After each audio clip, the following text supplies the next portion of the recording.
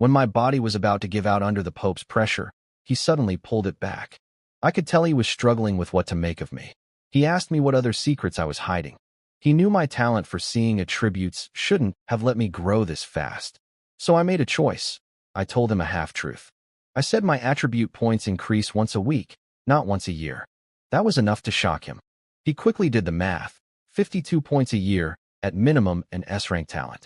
He got excited, realizing that given enough time, I could become unstoppable. Of course, the real truth is that I gain a point every single day, not every week. If he knew that, he'd realize I could catch up to S-rank holders in less than a year. But I kept that to myself. He didn't fully believe me. Half of him thought I was making it up to avoid punishment, or that maybe I'd found some treasure boosting my growth. But my progress was too fast to ignore, so he couldn't dismiss it either. Eventually, he told me he'd keep my talent secret. We both understood why. If word got out, even the weakened version I described, every major power on the continent would come after the church. Because my talent could also add to lifespan, and with weekly gains, even one lucky lifespan point would mean 52 more chances, potentially creating an infinite loop. I'd become an ever-growing, immortal monster. Nobody would allow that to exist. But if my talent was real, the church could become the continent's permanent, unshakable ruler. So the Pope made his decision. No special treatment on the surface, but secret support behind the scenes. We both knew this was the best arrangement. He couldn't ignore me. If he neglected me and I grew resentful later, that would be a disaster. And killing me would be foolish when I could change the church's destiny forever. The Pope told me to go ahead with my earlier plan. He said he'd arrange competitions for me to earn training resources. As long as I kept performing well, the supplies would come. It was a solid deal. I could tell he genuinely wanted to raise me up, maybe even have me take over his position someday. Meanwhile, Sacred Heart would just be my stepping stone. Our positions had completely flipped. When I left the Pope's hall, I was covered in blood. Not mine, but it looked terrifying. The guards outside assumed I'd been brutally punished and let me pass without a word. I headed home. When Milia opened the door and saw me, she burst into tears and threw herself into my arms. I patted her back and told her I was fine, that the blood wasn't mine. She didn't calm down until after I showered and she could see for herself there wasn't a single wound on me. Then I went straight to the blacksmith guild to continue my training. My routine wasn't going to change over something like this. If anything, the Pope's involvement would only speed up my growth. My impression of him was actually pretty good right now. Still, I couldn't help wondering, was he too easy to deal with? I'd prepared so many backup plans and didn't need any of them. Shouldn't someone in his position be more like a final boss? So I kept my guard up. No matter how fair or kind he seemed, I could never fully trust anyone. Years of experience taught me that, and someone as powerful as the Pope was no exception. At the guild, the blacksmiths were shocked to see me back in one piece. They started whispering, trying to figure out who was backing me. Injuring the Saintess and walking away unpunished was supposed to be impossible. But when I approached, they all went quiet, as if they'd agreed beforehand not to bring it up. Even Cora acted like nothing had happened. She was starting to realize my situation was more complicated than she'd thought. Only Sophia came running over, asking if I was okay. I nodded and told her I was fine. But right then, something clicked. When the Pope mentioned he'd find ways to get resources to me, I instantly thought of Sophia. She was the Pope's person, planted beside me from the start. So much for the beautiful girl randomly striking up a friendship. It was all arranged. I wasn't going to expose her, though. I could use her too, feeding the Pope some false information through her. My biggest problem right now was that I was growing way too fast, far beyond what any normal genius should manage. So going forward, I planned to only show part of my abilities. If the truth came out, it would make a lot of people want me dead. In fact, some already did. I brushed off Sophia's concerns and went back to forging. Meanwhile, on the other side of things, Sacred Heart had woken up in her room with the Pope sitting by her bed, and from what I heard, she was furious, feeling like she'd been through this humiliating scene before. After the Pope left my situation settled, he went to deal with Sacred Heart. From what I gathered, it didn't go well for her. She tried her usual trick, acting like the victim, screaming that I was a scoundrel who ambushed her, demanding the Pope kill me. But this time the Pope wasn't having it. He was furious. He gave her one final warning: stop causing trouble or lose the Saintess title. If she wanted revenge on me, she had to beat me in an official competition, no dirty tricks. He told her to have some pride. And if he heard about her bullying people again, he'd cripple her himself. She couldn't believe it. In her mind, S-rank talents like her should be pampered and worshipped. She was furious that the Pope would side with a nobody over her. The moment he raised his voice, all the years of him treating her like a daughter meant nothing. She decided he was trash who didn't deserve to be Pope. She thought she hid her hatred, but the Pope saw everything. He was deeply disappointed. This was her last chance, and she blew it. He realized that if he let her inherit the church, she'd destroy it. And now he had me, someone he saw as a perfect successor. After the Pope left, Sacred Heart trashed her room and whipped her servants, screaming in rage. But at least she'd stay quiet for a while. 19 days passed. Tomorrow was the blacksmith tournament. During those 19 days, my stats jumped massively. I gained 14 strength, 7 agility, 9 constitution, and 5 spirit. My total stats were now strength 75, agility 58, constitution 63, spirit 52.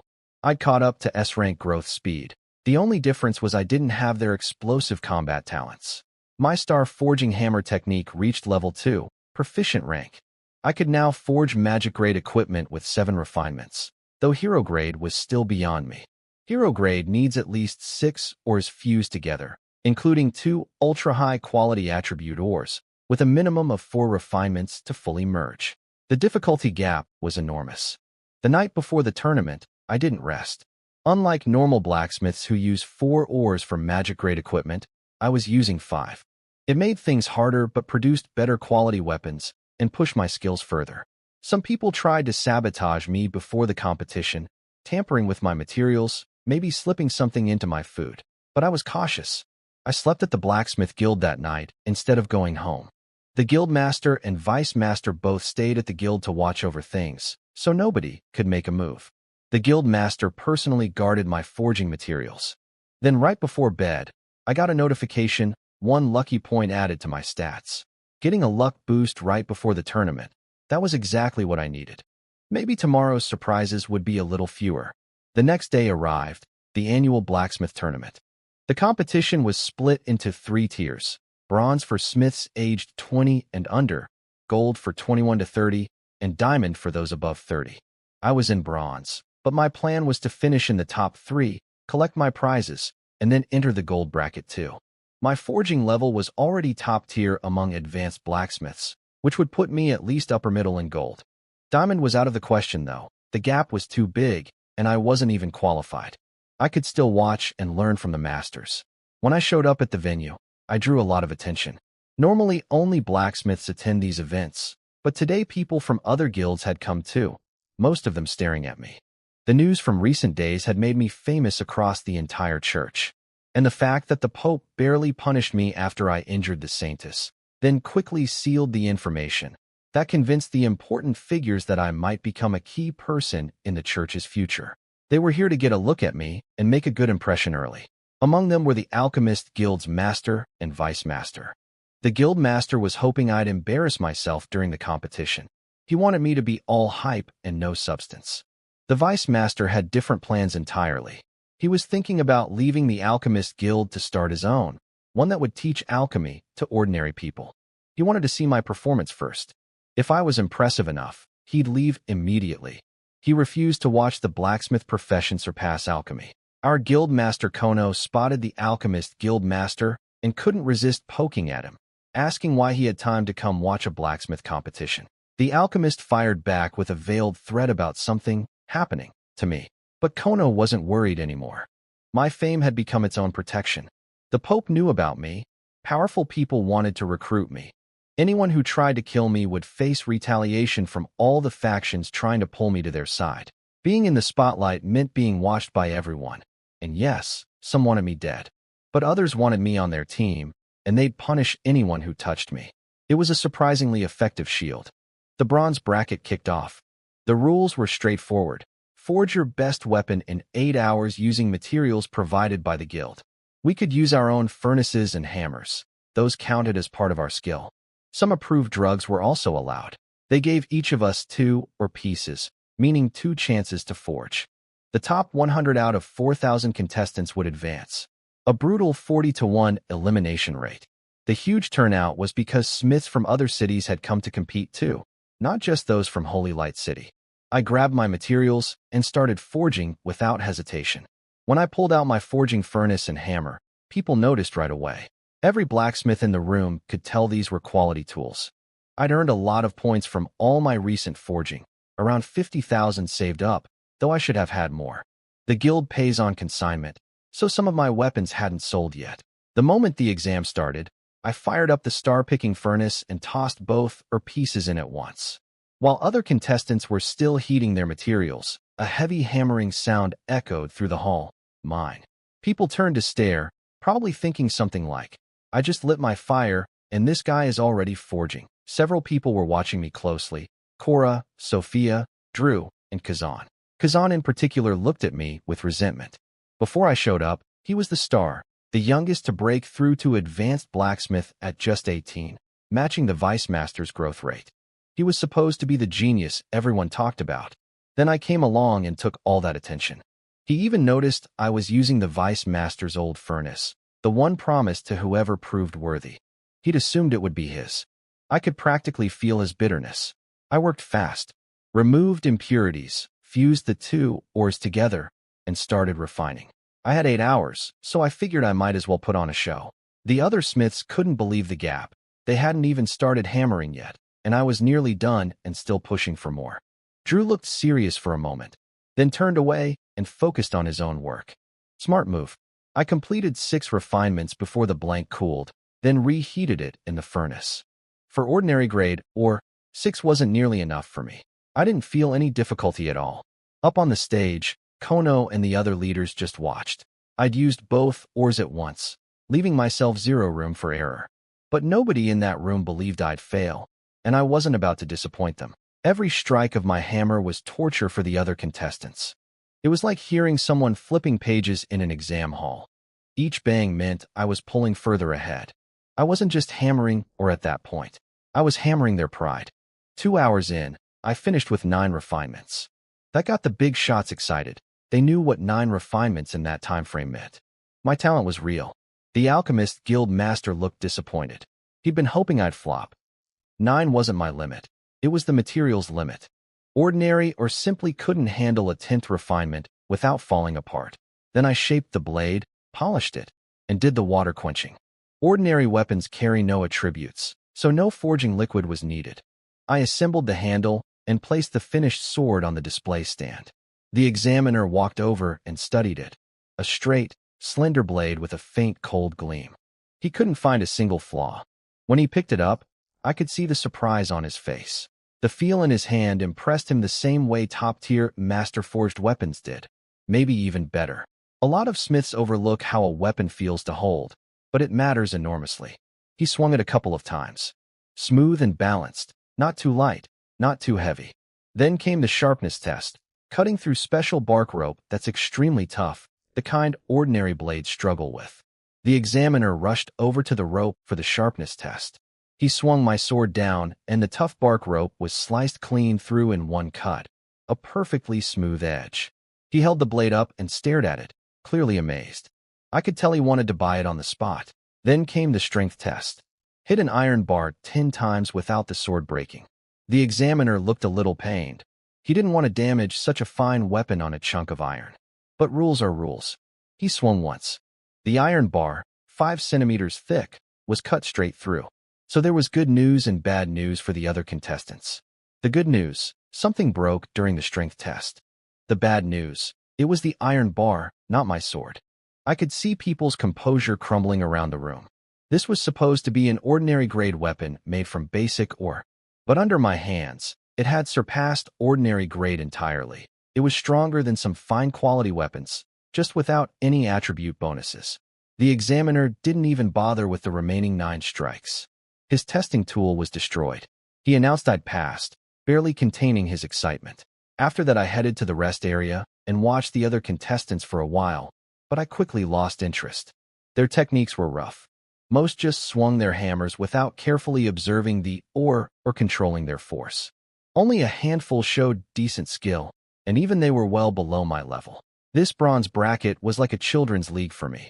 Still, the first place prize was an extraordinary flame, even if it was the lowest tier. I was curious what it would feel like to use one. From what I'd read, mastering an extraordinary flame meant no more fuel needed for forging, plus massive boosts to efficiency, success rate, and weapon strength. I glanced toward the guild leaders and noticed that the guild master, vice master, and a bunch of other important people were all staring at me. At their level, they could read skill across professions, and everyone could see how strong my technique was. The examiner's face when he'd held my sword. That kind of joy couldn't be faked. My weapons were already selling at 10 to 20% above other weapons of the same grade, and people gladly paid it. The feel in the hand was part of it, but also the appearance. My sense of design was far ahead of other smiths my age. Even the simplest sword, I'd adjust the proportions and add small details that made it look a tier above everything beside it. For just a slight markup, buyers got something that looked and felt dramatically better. Even the examiner was now probably planning to buy one of my swords, not to fight with, just to collect. With nothing else to do, I pulled out a book and started reading. Thanks to my high spirit stat, I could memorize things in a single read. That feeling of absorbing knowledge instantly and seeing through problems at a glance, it was incredible. Meanwhile, Kazan was on his 4th refinement, determined to match my 9. He glanced my way, probably expecting some dramatic moment where our eyes would meet across the arena. But the reality was, I wasn't even looking at the arena. I was reading my book, completely unbothered. Apparently that set Kazan off. He got so angry that when he pulled out his heated blank and swung his hammer down, he hit way too hard. The ore shattered into pieces. His hammer head was too small to cover the whole blank, so when he slammed down with full force, the edges flew everywhere. He just stood there, frozen. Everyone glanced over, including the guild leaders, but then went back to their own business. Nobody laughed. They just didn't care. Drew was especially unimpressed. He'd once considered Kazan a rival, but after seeing this, not anymore. The thing is, Kazan could have recovered. If he'd gathered the fragments and forged something decent, his skill was enough to make the top 100 even with a flawed product. But he spent the entire 8 hours stuck in his own head, doubting himself, and never submitted anything. I'd been a little curious about him at first, but after watching him fall apart over one mistake, I shook my head. Too fragile. And of course, he saw me do it. Something in him broke further. He couldn't even get my acknowledgement. Vice Master Gugong noticed and apparently planned to give him some counseling later. The examiner announced the results. 2,465 contestants passed the first round. Not surprising. It was just ordinary weapons with 2 chances. Guildmaster Kono frowned at that number though. Every contestant here had at least a beginner blacksmith certification, yet so many still failed. Forging isn't like alchemy. If you're serious, you should pass. Then came the second round collision test. They paired swords against each other. The weaker one gets eliminated. My sword went first, matched against a plain-looking blade. The moment they clashed, my sword cut straight through the other one like slicing a radish. Round after round, same result. My sword crushed everything it faced. Cora, Sophia, and Drew performed well too. Their blades shattered every opponent on contact. The examiners had clearly already identified the top 100. The collision rounds were mostly for showing the audience it was fair. Once the top 100 were decided, the announcement came. Tomorrow would be round 2, using fine-grade materials this time. Again, 2 portions each. As I left the arena, Sophia and Cora caught up to me. Behind us, Kazan stood alone on the field, watching me walk away until I disappeared from sight. Gugong appeared beside him and told him his mentality was terrible. He had the skill to make the top 100, but threw it away over one small mistake. After the competition, Cora and Sophia walked with me, showering me with compliments and complaints. Sophia couldn't believe how fast I'd improved, saying she'd thought she had a shot at winning, but now it seemed impossible. Cora was annoyed too, grumbling that they never should have let her brother teach me the star forging hammer technique. She elbowed me hard in the stomach to make her point. It actually hurt. The girl hit like a hammer herself. Then she tried to put me in a chokehold to demonstrate her grappling skills. We stopped messing around when a middle-aged man approached us. I recognized him from earlier. He'd been sitting next to Vice Master Gugong during the competition, so I figured he was someone important.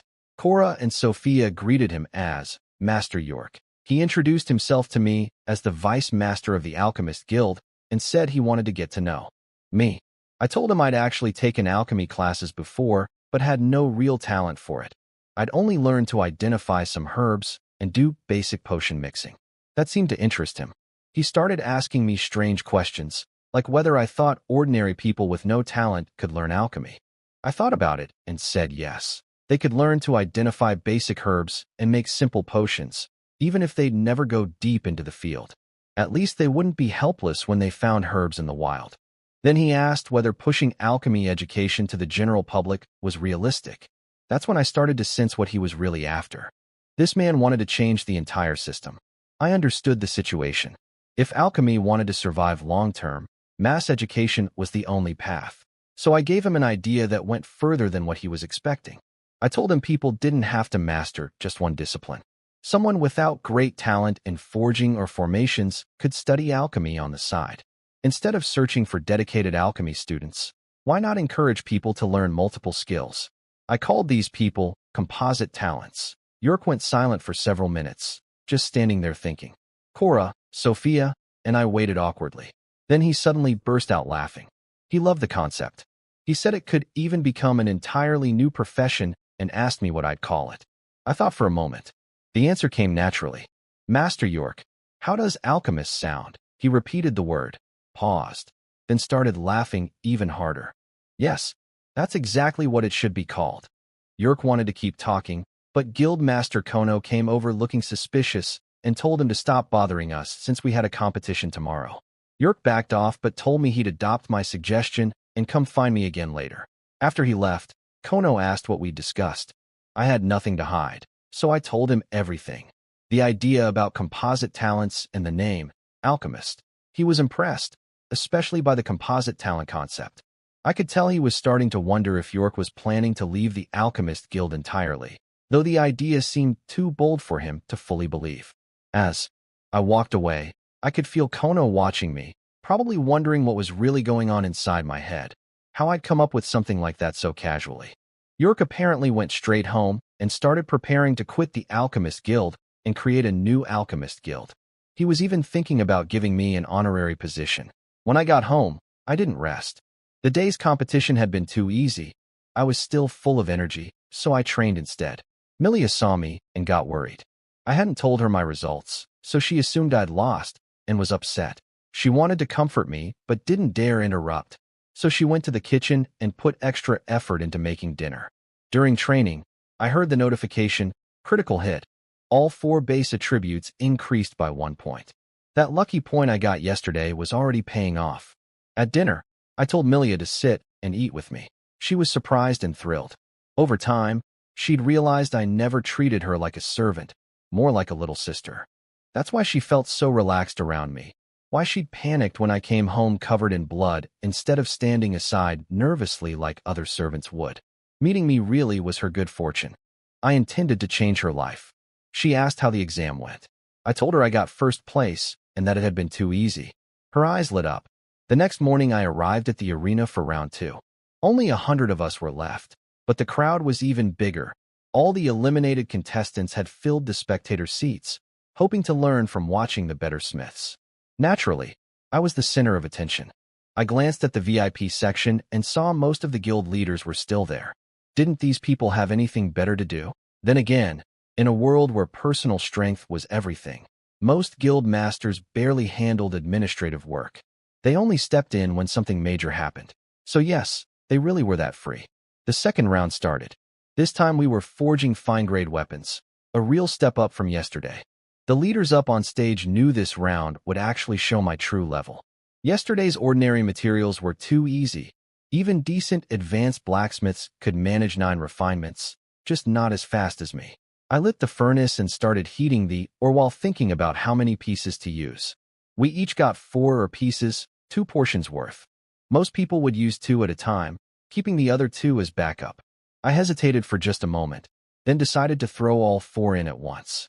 When I dropped the 3rd piece into the star-picking furnace, I could see the leaders' expressions change. They couldn't believe I was using every piece of ore on a single weapon, leaving 0 margin for error. Each additional or dramatically increases the forging difficulty, especially with harder materials like these. I ignored them and focused. I cleared impurities from all 4 ores smoothly. Kono looked satisfied. He noticed my dust control had improved a lot. Before, I'd always use a little too much stabilizing powder, wasting some of the ore's energy. Today my control was perfect. While Drew and the other advanced blacksmiths were still preparing, I'd already finished my first refinement. The leaders started believing I might actually pull off 9 refinements within the 8-hour limit. But 9 wasn't my goal. These materials could handle 10 refinements maximum. Why settle for anything less than the ceiling? 4 hours in, I was on my 9th refinement. The contestants below were stunned. They kept calling me inhuman. But what impressed them most was my consistency. Near zero mistakes over hours of intense forging. Even top masters can't guarantee that. I finished the 9th refinement with half the time still remaining. Then instead of shaping the blade, I reheated the blank. The Alchemist Guild master couldn't believe it. He thought I was crazy. But York watched with something like admiration. He just had a feeling I'd pull it off. For the 10th refinement, I activated my lightning body enhancement. At this output level, my magic power would last exactly 4 hours, just enough. The heavy hammering echoed through the arena. Some contestants started questioning whether they even belonged in this profession. If they were meant for forging, why was the gap this enormous? Apparently, I looked like some ancient war god at work. The whole arena went quiet. The audience just watched in silence, mesmerized. An hour and a half later, I completed the 10th refinement. Then I spent another hour on shaping and finishing. With 1 hour still left on the clock, I stopped, assembled the weapon, and placed it on the forging stand. Everyone went silent when I finished with a full hour to spare. They'd expected me to barely make it in time, not cruise through it. Even I was surprised. I'd underestimated myself. Next time, I could probably try forging hero-grade equipment. The thought got my blood pumping. Hero-grade was a whole different level. Sometimes you needed monster body parts alongside ores, and combining different materials made the difficulty skyrocket. When the examiner picked up my sword, he froze for a moment. I could tell from his expression that he already knew the competition was over. The champion was decided. Everyone else was fighting for second place. He didn't say it out loud, though, just quietly carried my sword to the final testing area. I headed to the rest zone and started thinking about tomorrow's gold bracket. I looked at my forging hammer. The diamond hammer had served me well, but it was only magic-grade equipment. Time for an upgrade. I was going through tools a little too fast. I watched the remaining contestants. Only a few were worth paying attention to: Drew, Sophia, and Cora. Drew surprised me. He'd completed 9 refinements using a special forging technique called fire forging. He was working on a heated forging platform that kept the metal at constant high temperature, so he didn't need to reheat between strikes. It was incredibly efficient, but also incredibly dangerous, and it drained both stamina and magic power brutally. Yesterday, he'd used normal methods. I hadn't expected him to go this hard after just one day. His breathing was rough and heavy. His skin had turned dark from the constant heat exposure. His hands were shaking, but he wouldn't stop. I thought about whether pushing himself like this was worth it, and decided, yes, absolutely. Drew's talent was probably B rank at best. Good enough for a comfortable life and an easy graduation. But if he wanted to reach the top, he had to fight for every single opportunity. That's exactly what he was doing. I respected that. The whole arena was watching him now. Many people were moved by his determination. With just 20 minutes left, he finally finished the blade. The crowd erupted in cheers. Even then, he stayed focused on his work, carefully completing the final assembly with 1 minute remaining. Drew and Kazan were complete opposites. Kazan's was like cheap glass. One tap, and it shattered. Drew's was like high-grade alloy. Nothing short of total destruction would break him. All 100 contestants passed. 0 failures. The worst among them had managed about 3 refinements, which was actually solid for mid-level blacksmiths. These were the best out of 4,000, after all. Then 20 examiners came out for the evaluation. This time, it wasn't sword against sword elimination. Instead, they ran each weapon through a series of tests. The more tests a sword passed, the higher the rank. First up was the strength test again. 10 strikes against a refined iron bar without breaking. It felt like watching a blade competition show, just without some of the theatrical flair. My sword went first, alongside Drew's and a few other top entries. The The testing began. The examiner grabbed my sword and walked up to the refined iron bar. One swing, the bar split clean in two.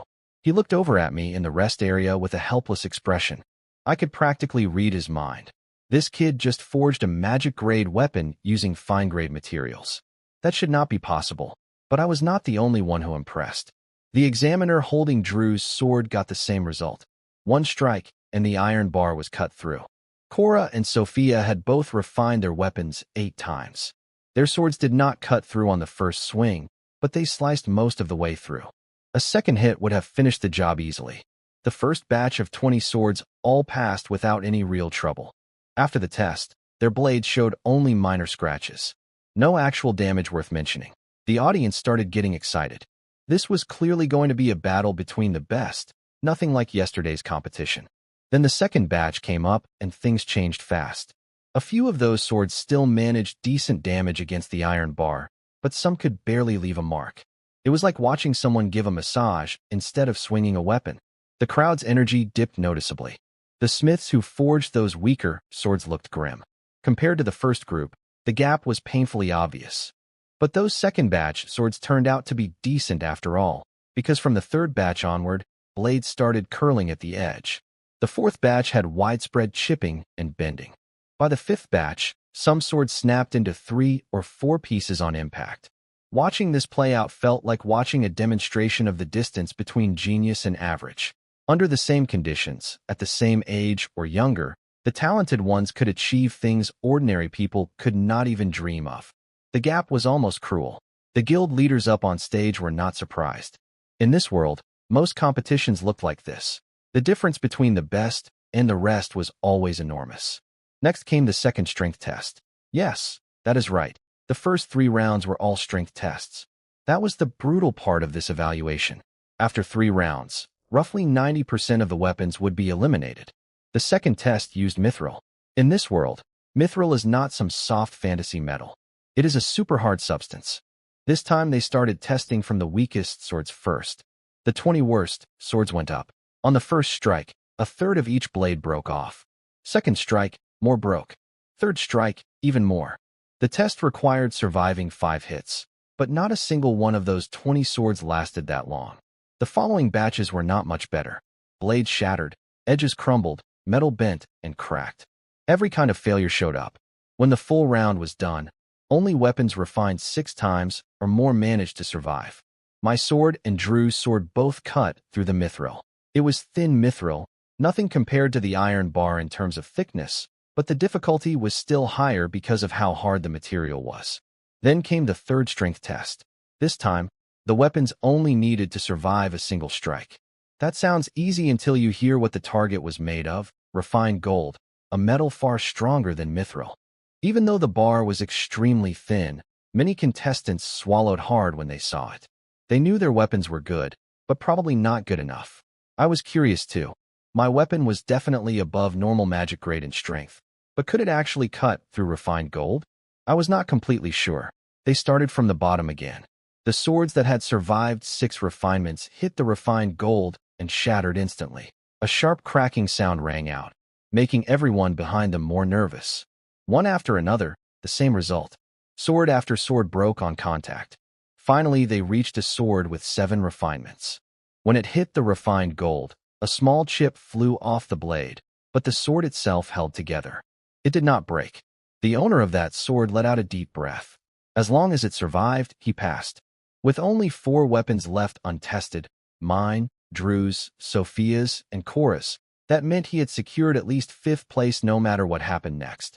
5th place would not earn an extraordinary flame, but it probably came with some decent reward.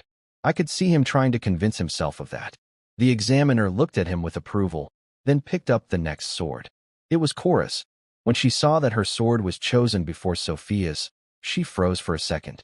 That meant the examiners considered her weapon slightly weaker than Sophia's. In their eyes, Cora ranked below her rival. I noticed her fists tighten. Cora liked to act like she was just at the academy to have a good time, but that was not the whole truth.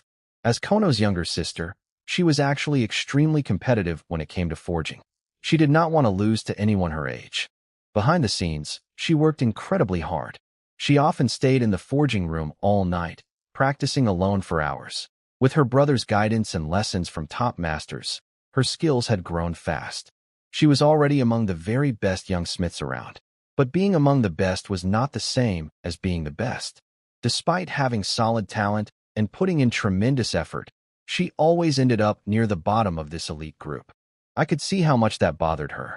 The frustration was written all over her face. I understood that feeling. No matter how hard you work, sometimes there is someone ahead of you who seems to get there effortlessly.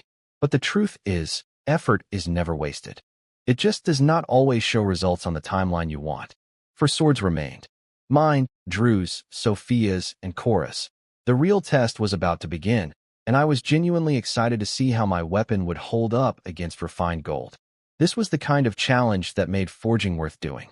The examiner swung Cora's sword against the refined gold. A tiny curl appeared at the edge of her blade, barely visible, but it was there. For most people that would count as an excellent result. But I could see how much it hurt Cora. She wanted perfection and did not get it. Next was Sophia's sword. The examiner struck the refined gold, and her blade came away completely undamaged. Not even the slightest curl. Both weapons had been refined 8 times, but Sophia's control during forging was clearly better than Cora's. Cora smiled and congratulated Sophia, but anyone paying attention could tell she was faking it. I noticed Kono watching his sister from the stands. He sighed, but did not seem worried. He knew Cora well enough to understand she was tough. She would not fall apart over a small setback. She would adjust and come back stronger. Then came Drew's sword. The examiner took a deep breath and swung hard against the refined gold. Drew's blade showed 0 damage. Instead, a small nick appeared on the refined gold itself. Drew exhaled with relief. He knew his final refinement had been rushed because of the brutal time pressure, so he had been nervous about whether his weapon could actually damage refined gold. Turns out his worry was unnecessary. Now only my sword remained. Everyone in the arena knew what the final question was. Could my 10 refinement fine-grade weapon actually cut through refined gold? The examiner picked up my sword. I could see he wanted to test it immediately. There was no time to admire the craftsmanship. He raised the blade and brought it down in a flash of white light. My sword sank deep into the refined gold. When the dust settled, the bar was hanging together by the thinnest sliver of metal. One more fraction of force, and it would have split completely. The examiner froze. I noticed something, though. Because the grip on my sword felt so natural and comfortable, he had instinctively put more power into his swing than intended. He caught himself at the last moment and actually pulled back some force. That meant the strike that nearly cut through was actually weaker than it should have been. The result was not entirely fair to me. He glanced at me with a guilty look. I could tell he was relieved my weapon performed well enough despite his mistake. He decided to keep the whole thing to himself. But plenty of experienced people in the audience had noticed the brief hesitation in his swing. Kono initially suspected someone had bribed the examiner to sabotage my score. But since my weapon still nearly cut through the refined gold even with reduced force, that proved its power was genuine regardless. I sighed.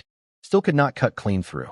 I noticed the examiner's pause too, but honestly, I felt the bigger issue was my own skill level. There was still room to improve. I would keep training. Drew stood up suddenly, staring at the result with wide eyes. His sword had only scratched the refined gold, but mine had nearly sliced it apart. The gap between us was visible to everyone in the arena. The Alchemist Guild Master watched all of this with a dark expression. Now he could clearly see my true level. I was far more talented than Kono had been at my age. A genius like me absolutely could not be allowed to keep growing. He stood up and left the arena, his eyes carrying a dangerous glint. He had made up his mind to find a way to get rid of me. If I kept developing, the Blacksmith Guild surpassing the Alchemist Guild was only a matter of time. And once I left the academy, my growth would become even more terrifying. But people like him were the minority. Most of the important figures watching today wanted to get closer to me. Their thinking was simple and practical. Once I became a forging master someday, they wanted to be on good enough terms to skip the line when ordering custom weapons. After that, the remaining top swords went through additional tests covering sharpness, appearance, and craftsmanship. When all the results were tallied, my sword took first place in every single category by a massive margin. It was not even close. Kono stood up to announce the final results. The audience buzzed with excitement. This man was the church's #1 blacksmith, the only forging grandmaster, and an idol to countless smiths across the land. He thanked everyone for 2 days of incredible competition. He said he had seen the future of the church's forging community and that every contestant had impressed him. But then his tone shifted.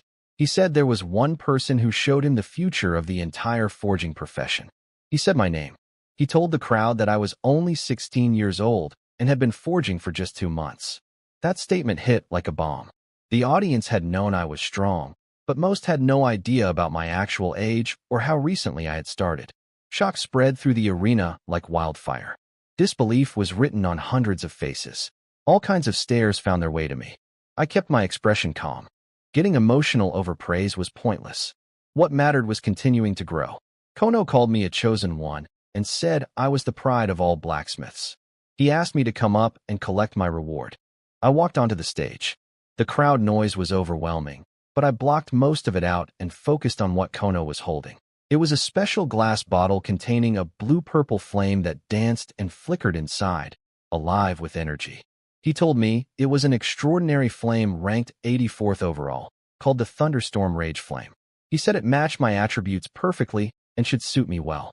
I looked at the flame inside the bottle. Blue and purple light reflected off the glass, casting strange shadows across my hands. This was what I had been waiting for. With an extraordinary flame, I would no longer need fuel for forging. My efficiency and success rate would jump dramatically. Weapon strength would increase too. This single reward could push my forging ability to an entirely new level. The flame seemed to pulse faster as I held the bottle, almost like it recognized me. Maybe that was just my imagination, or maybe the lightning affinity between us was real. Either way, I was eager to absorb it and find out what I could really do with fire that never dies. I looked out at the crowd one more time. Thousands of eyes stared back at me. Some held admiration. Some held envy. A few probably held murderous intent. That was fine. Let them watch. Let them plan. I would keep forging, keep growing, and keep getting stronger. That was the only path that mattered. When Kono handed me the flame, I paused. He had said the prize would be a low-ranked, extraordinary flame. But this one was ranked 84th out of 128. That was way higher than I expected. He was clearly giving me special treatment right in front of everyone. I glanced at him. He winked at me, as if to say he was completely innocent. His logic was simple. I had lightning attributes, and the only lightning-type flame available in the guild happened to be this one. Were there lower-ranked lightning flames in storage? He was the guild master. He said there were none, so there were none. Nobody could argue with that. He asked if I planned to join the gold bracket tomorrow. I told him absolutely. I wanted to see how I measured up against older smiths. Then he asked if I would try absorbing the flame tonight. I said yes. He handed me a medicine bottle and told me to take it during the absorption process. It would help. Before I stepped off the stage, he grabbed my arm and warned me. If the flame felt too violent, I should stop immediately. Extraordinary flames could do serious damage to the body. There was no rush. I could wait until I was stronger. I nodded and told him I understood. I was not going to be reckless. I would test it tonight and back off if it was too dangerous. After me, Drew went up to receive his reward. Kono looked at him with genuine admiration and told him he had proved himself today. Drew and Sophia both received forging furnaces as their prizes. Kono praised Sophia as well. Then came Cora and the 5th-place finisher. When Cora stepped up, Kono told her that her performance was wonderful and that he was proud of her. She was only 4th, but he knew she had given everything she had. That was enough for him. Cora walked over and hugged her brother tightly. She thanked him. I could tell how much those words meant to her. Kono did not plan to comfort her any further, though. He knew his sister was not fragile. She would process the disappointment on her own and bounce back. I stayed through the rest of the ceremony. Kono personally handed out awards to the remaining top contestants, and I stuck around for all of it out of respect. The moment I left the competition grounds, someone was waiting for me. I recognized him immediately. It was Rienzaro, the master of the Alchemist Guild. We locked eyes, and he walked straight toward me. I was not surprised. I had expected to be approached by all kinds of people after today's performance, but I felt a quiet tension in my chest. Kono had warned me to be careful around the Alchemist Guild. Rien smiled at me, but it was the most unnatural smile I had ever seen. It looked forced, like he was wearing a mask that did not quite fit his face. He introduced himself and said he wanted to get to know the future forging master. Then he pulled out a medicine bottle and offered it as a greeting gift. He said it was his latest creation, something that could significantly boost training speed. He thought it might be useful for me. I took the bottle without hesitating. Refusing would have been awkward and pointless. I thanked him politely. His smile became noticeably more natural after I accepted the medicine, as if he had just accomplished something important. Then he turned around and left without another word. That exchange was seen by York, who came rushing over with urgency written all over his face. He asked me what the guildmaster had said. His tone was sharp, almost aggressive, which caught me off guard. I told him Rien had given me a bottle of medicine as a greeting gift, supposedly to help with training. York went quiet for a moment. I could see the gears turning behind his eyes. He was thinking about something that clearly troubled him. What I did not know at that time, but would learn later, was the full story behind Rien. He was actually an S-rank talent holder, and his talent gave him extraordinary ability in alchemy. He had dominated the field for years. But his talent came with a severe side effect, an extreme, almost pathological need to be the best at everything. He had to be first. He had to be unbeatable. He could not accept anyone threatening his position. Years of unchallenged success had fed that compulsion until it consumed him completely. The person he used to be, someone who simply loved improving his skills and pushing the boundaries of alchemy, was gone. In his place stood a man who was arrogant, controlling, and convinced that everything he did was justified. When I first became famous at the academy, nobody had actually wanted to move against me. It was Rien who planted that idea. He was the one pushing others to see me as a threat that needed to be eliminated. The reason was almost absurd in its simplicity. I reminded him of himself. Just like him, I had arrived at the academy and immediately shaken the entire church with my talent. The difference was that he had taken over half a year to achieve what I managed in weeks. And I had surpassed Kono, who Rien considered just an ordinary person playing at being a guild master. My talent terrified him because I was the one person he believed could actually surpass him. Only someone this similar to him could pose a real threat. So he decided I had to be removed. Not because I had done anything to him. Not because of any real conflict between us. Simply because my existence challenged his belief that he was untouchable. He needed to protect his alchemy empire, and in his twisted mind, killing a 16-year-old boy was a perfectly reasonable way to do it. Yerk knew all of this. He understood Rien's psychology better than almost anyone. That was why he had rushed over the moment he saw us talking. Now he was standing in front of me, struggling with a decision. Should he tell me the truth about Rien? Should he warn me that the bottle of medicine in my hand might not be what it seemed? I watched Yerk's face shift through several expressions. Something was clearly wrong. The medicine bottle suddenly felt heavier in my hand. I had accepted it casually, thinking it was just a political gesture from a rival guild leader trying to build goodwill. But York's reaction was making me reconsider. I had already learned one important lesson since arriving at this academy. When someone powerful gives you something for free and smiles while doing it, you should always ask yourself what they are really buying. Rien's smile had been wrong from the start. I noticed it the second I saw him. I just had not connected it to anything concrete yet. Now, watching York wrestle with whatever secret he was holding back, the pieces were starting to come together. The medicine bottle stayed in my pocket. I was not going to throw it away, but I was definitely not going to drink it either. Not until I understood exactly what was inside and why the most powerful alchemist in the church had personally delivered it to a 16-year-old blacksmith he had no reason to care about. York stood in front of me, clearly struggling with a decision. He was still part of the Alchemist Guild, so helping me would basically mean betraying his own people. But if he stayed silent, and something happened to me later, he knew he would regret it forever. He made his choice. He told me that Guildmaster Rien had hostile intentions toward me. He warned me to be careful around the entire Alchemist Guild and not to trust any of them.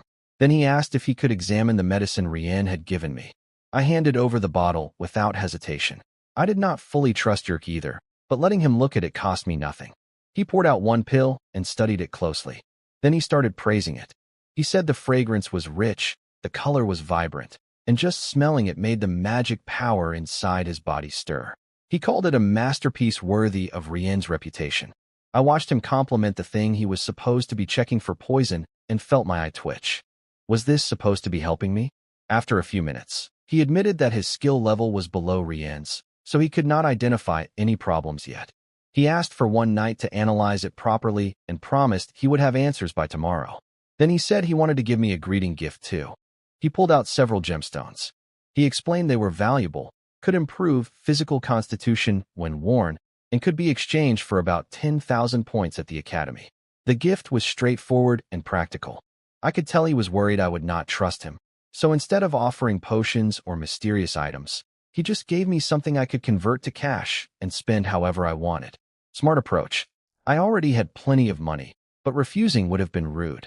This was his way of showing sincerity, and for a newcomer at the academy, 10,000 points was genuinely generous. I thanked him and he left, promising to return tomorrow with results. On my way home, several more guild leaders intercepted me. These were smaller guild masters, not nearly as important as Rien or Kono, though every one of them was far stronger than me in terms of combat power. They all wanted to introduce themselves and build a connection. By the time I finally reached my house, I was exhausted from socializing. I greeted Milia and immediately started examining the extraordinary flame I had won. I was not going to absorb it blindly. The glass bottle had a special design, a small hole in the cap that let you test the flame's intensity without fully opening it. This way you could feel how strong the fire's erosion would be before committing. I put my finger into the hole. Instantly, a violent wave of numbness and burning pain shot through my entire body. My back went rigid for a moment before I yanked my hand away. I stared at the dancing blue-purple flame inside the bottle with a healthy dose of fear. The answer was clear. I could not handle the thunderstorm rage flame right now. Even though my lightning attributes matched perfectly, the flame was ranked 84th. I had only been training for 2 months. There was no way my body was ready for something that powerful. I looked at the medicine Kono had given me earlier. It was called a basalt pill.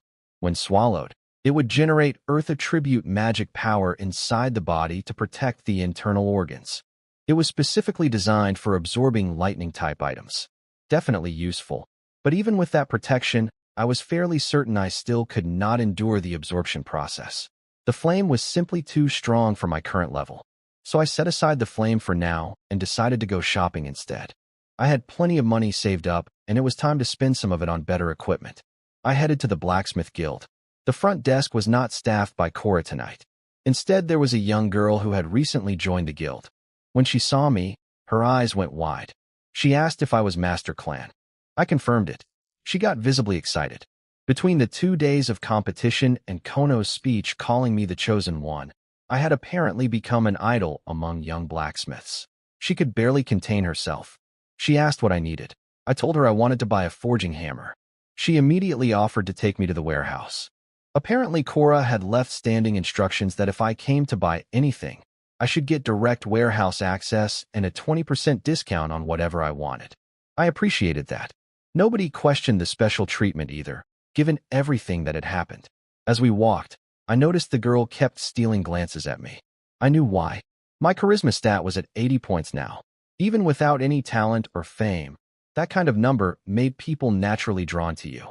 It was just that my forging ability had become so prominent that people tended to overlook my appearance entirely. Inside the warehouse, I went straight to the forging hammers. Unlike before, I only looked at hammers priced above 10,000 points. My old diamond hammer had served me well, but I had outgrown it. I needed something that matched my current abilities. It did not take long to find what I wanted.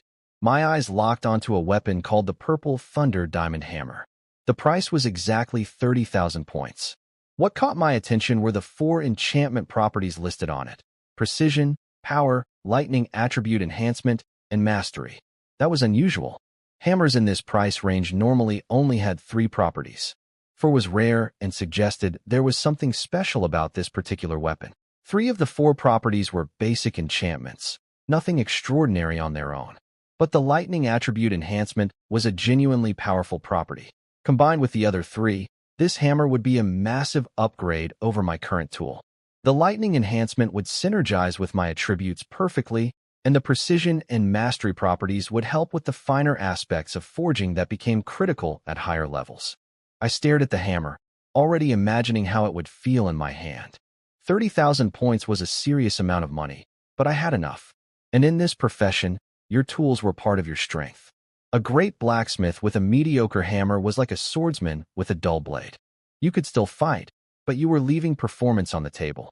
The question lingering in my mind was simple.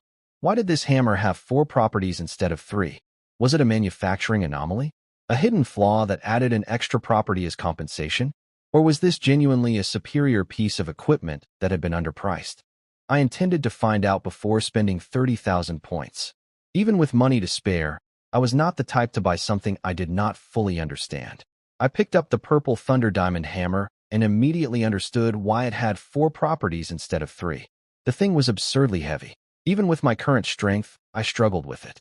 When I activated my lightning body to control it, the weight became manageable but still taxing.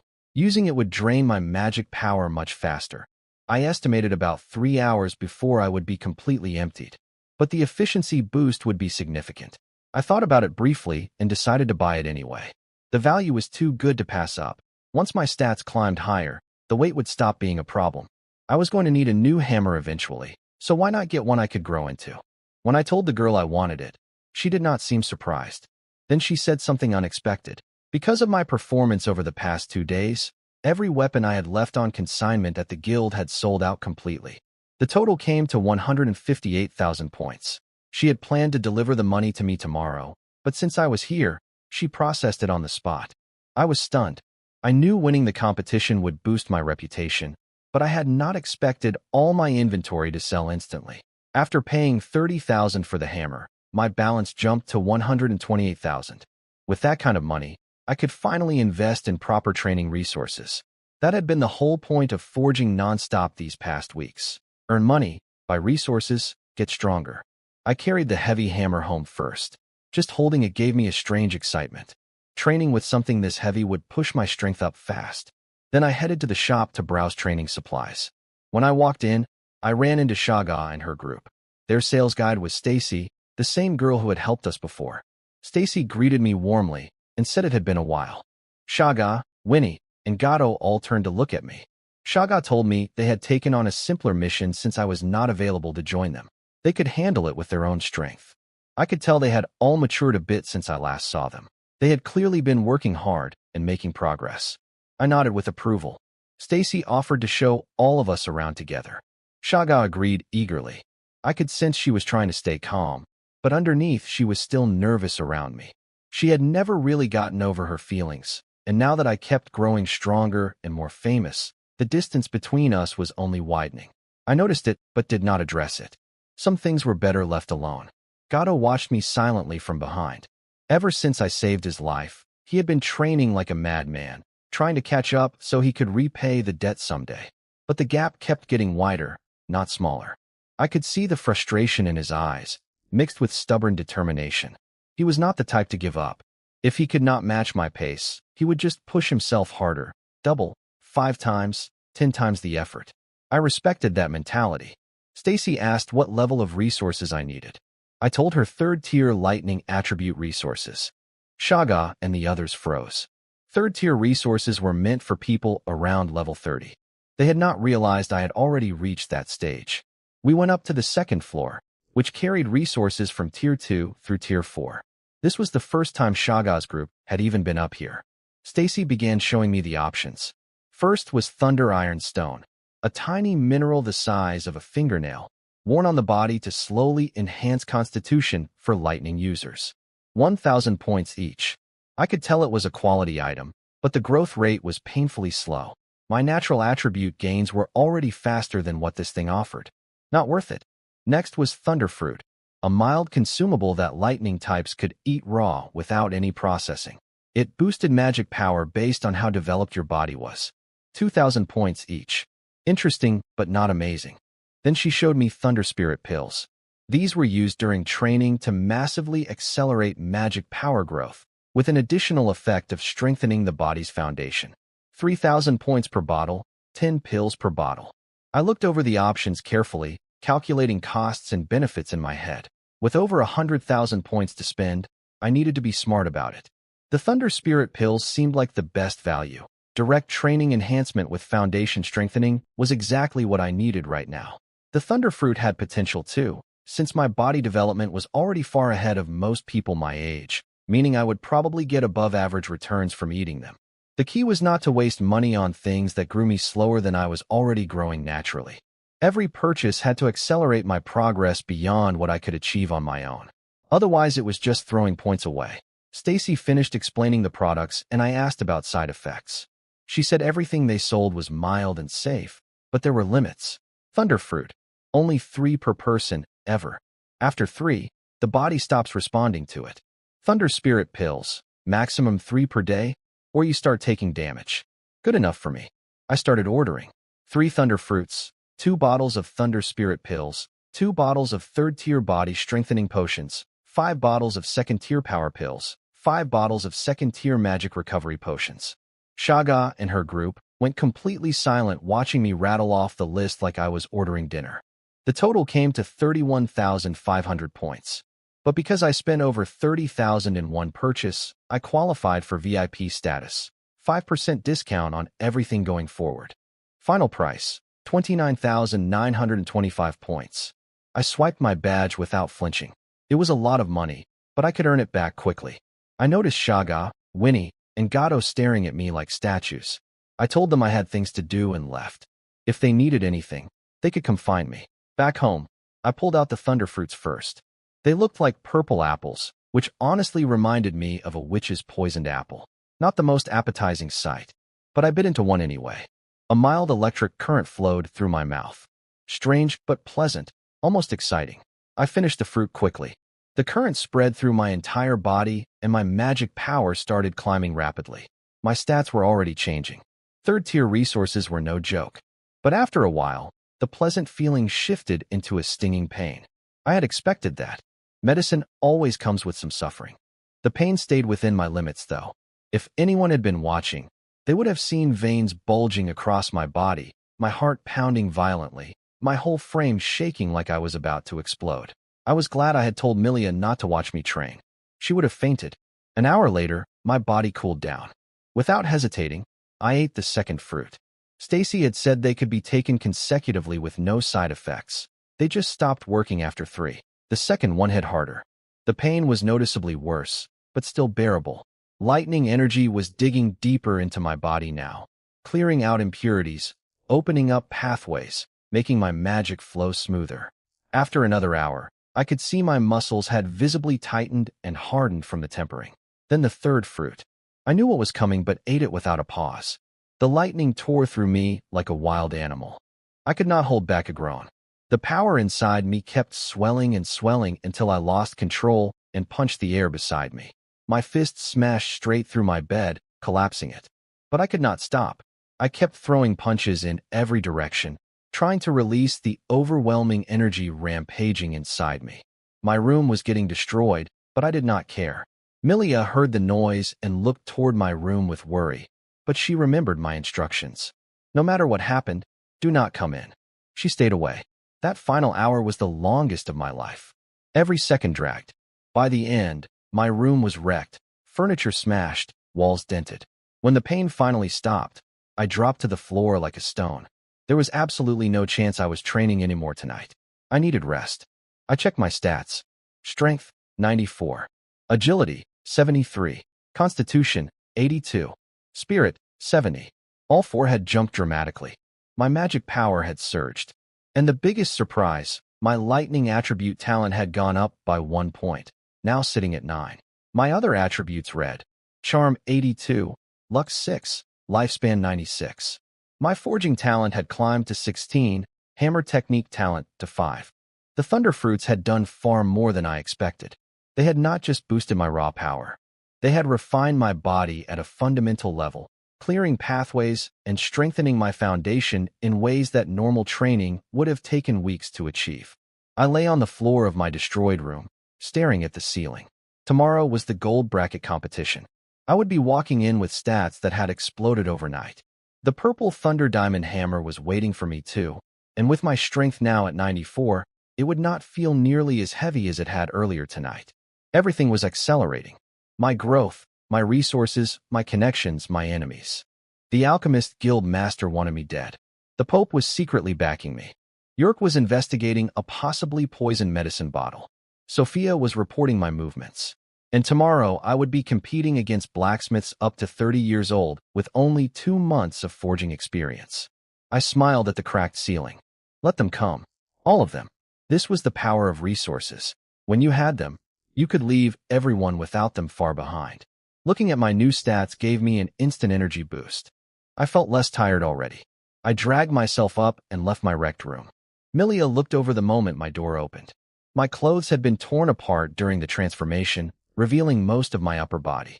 The muscles underneath were well-defined, but not exaggerated, lean and proportional. I seemed to have grown taller too. Everything about my frame looked more balanced and coordinated than before.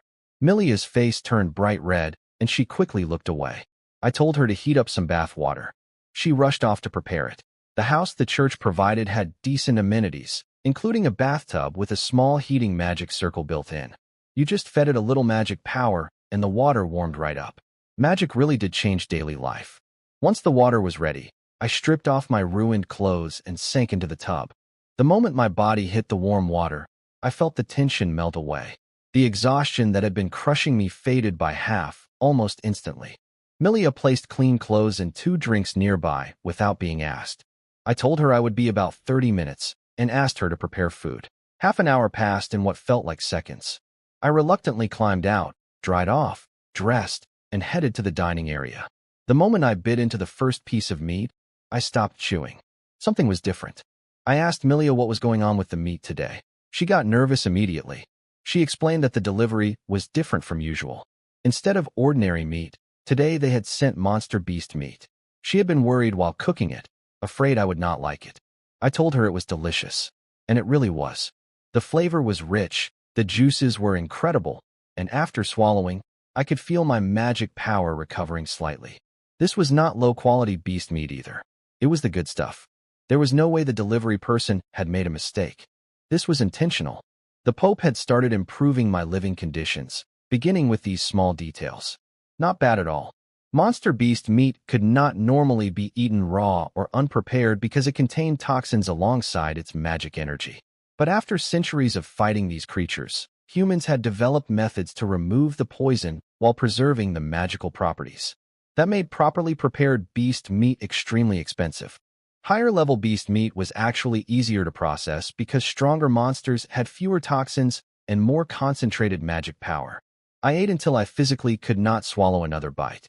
But that turned out to be only about a third of my usual portion. The magic energy in the meat was so dense that it filled me up completely in a fraction of the normal amount. One more mouthful, and everything would have come back up. I told Milia to try the leftover meat herself.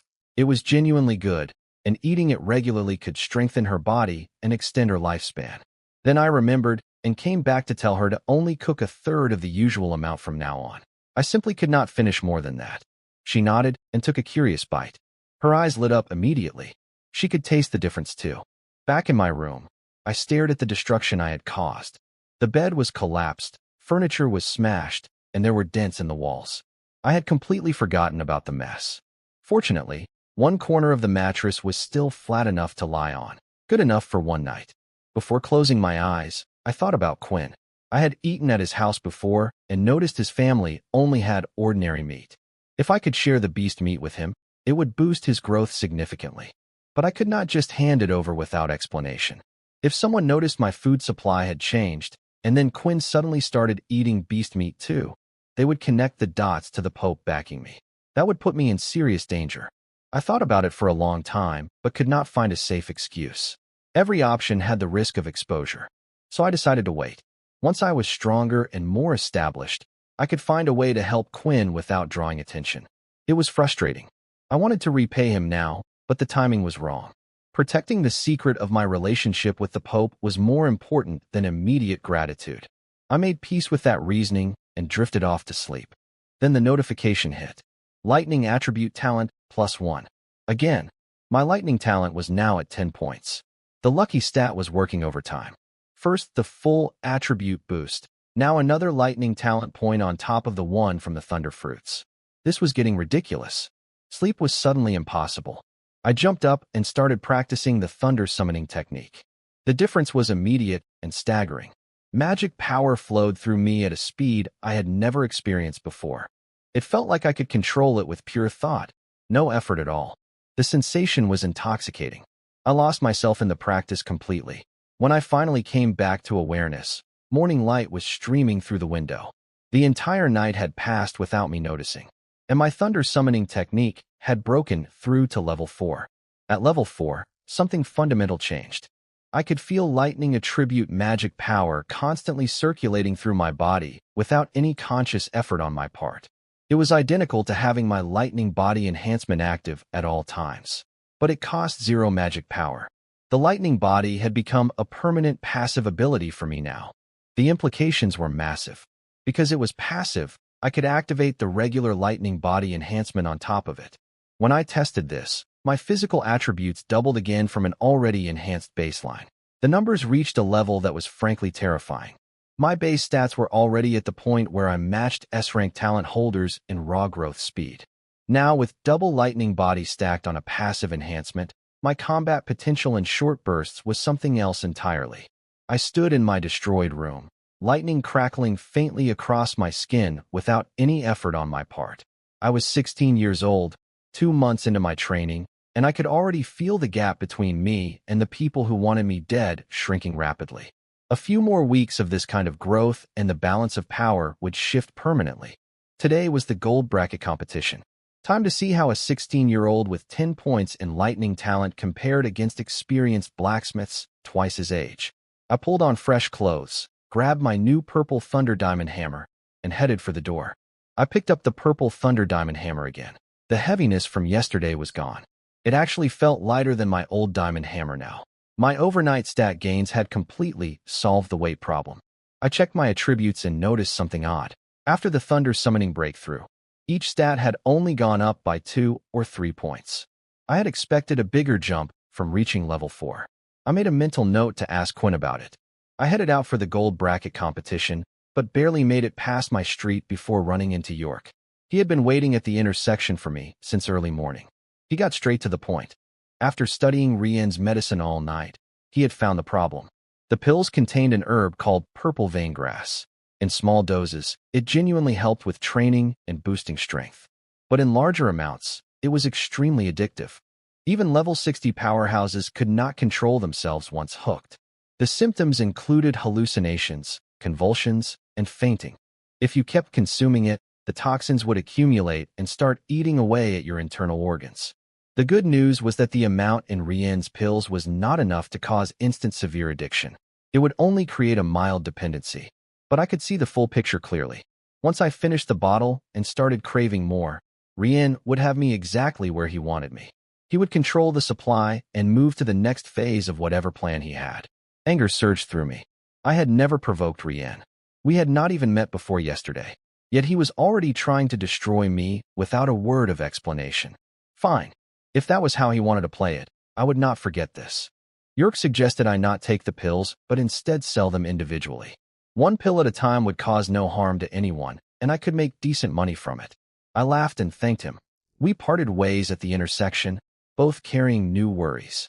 I arrived at the arena and spotted several familiar faces in the audience. Shaga and her group were there. I waved and Winnie waved back, so enthusiastically her hand looked like a fan. Then I noticed Quinn sitting in a corner, trying to hide. He had clearly snuck in to watch me compete, but did not want to seem like he cared.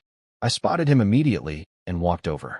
He started scrambling internally, probably preparing some excuse for why he was here. I called his name. He tried to play it cool, then gave up and admitted he was curious about the forging competition. Then his expression changed suddenly. He stared at me with disbelief. He asked if my thunder summoning technique had broken through. I confirmed it and told him that was actually what I wanted to talk to him about. He went quiet for a moment. I could tell the news hit him hard. He was only at peak level 4 himself, and he had been practicing for years. He had expected me to need a few more months at least. He guessed my question before I asked it. He knew I was wondering why my stat boost from the breakthrough felt smaller than expected. He explained that over the next month, my stats would continue rising by a small amount each day, similar to today's gain. When I did the math, that meant roughly 60 to 70 points added to each attribute over a month. That was an enormous total gain. Quinn told me something else that stuck with me. He said that from this point forward, I was no longer an ordinary person. He could see how drastically the thunder summoning technique was enhancing me, and this was only a basic lightning technique. In the future, if I learned more advanced lightning methods, my power would grow even further beyond what anyone could predict. He was right. The thunder summoning technique was not even a high-level method. The reason I seemed so overwhelmingly powerful compared to people my age was simply my ridiculous growth speed. Most of my peers were still stuck on level 1 of their techniques, or had not even started properly. I was already at level 4. That gap made me look invincible, but it was really just a head start. The real power would come later, when I had techniques worthy of my talent. The reason I progressed so much faster than others, even with a mid-level technique, was my approach to training. Most people just grinded mindlessly in one direction. I would stop periodically, review what I had just done, and adjust if anything felt off. I refused to continue down a wrong path.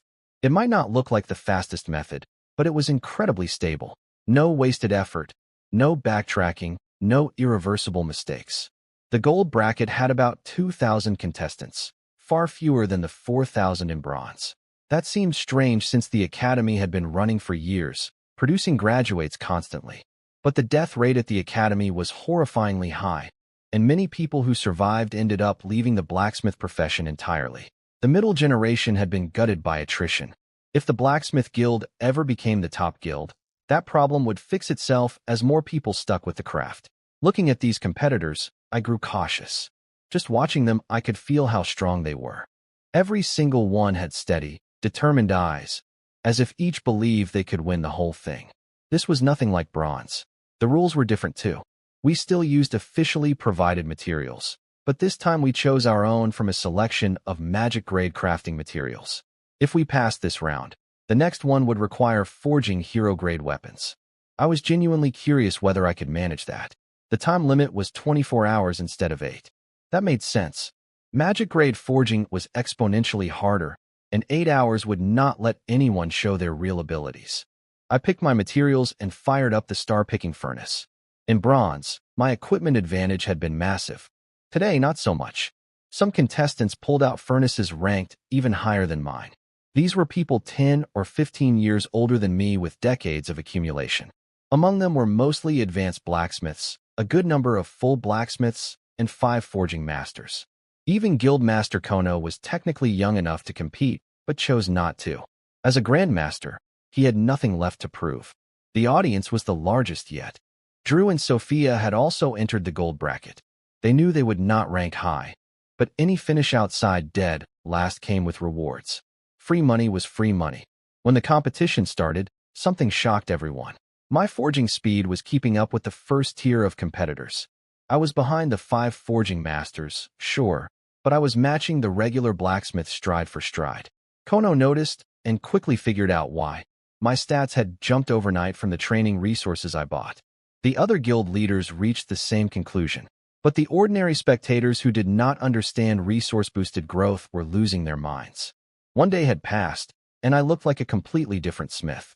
Not everyone was happy about the attention I was getting. One of the 5 forging masters was visibly irritated. He believed he should be the star of this competition, not some teenage upstart. He admitted I had talent, but thought this was not my era yet. His anger did not affect his hands, though.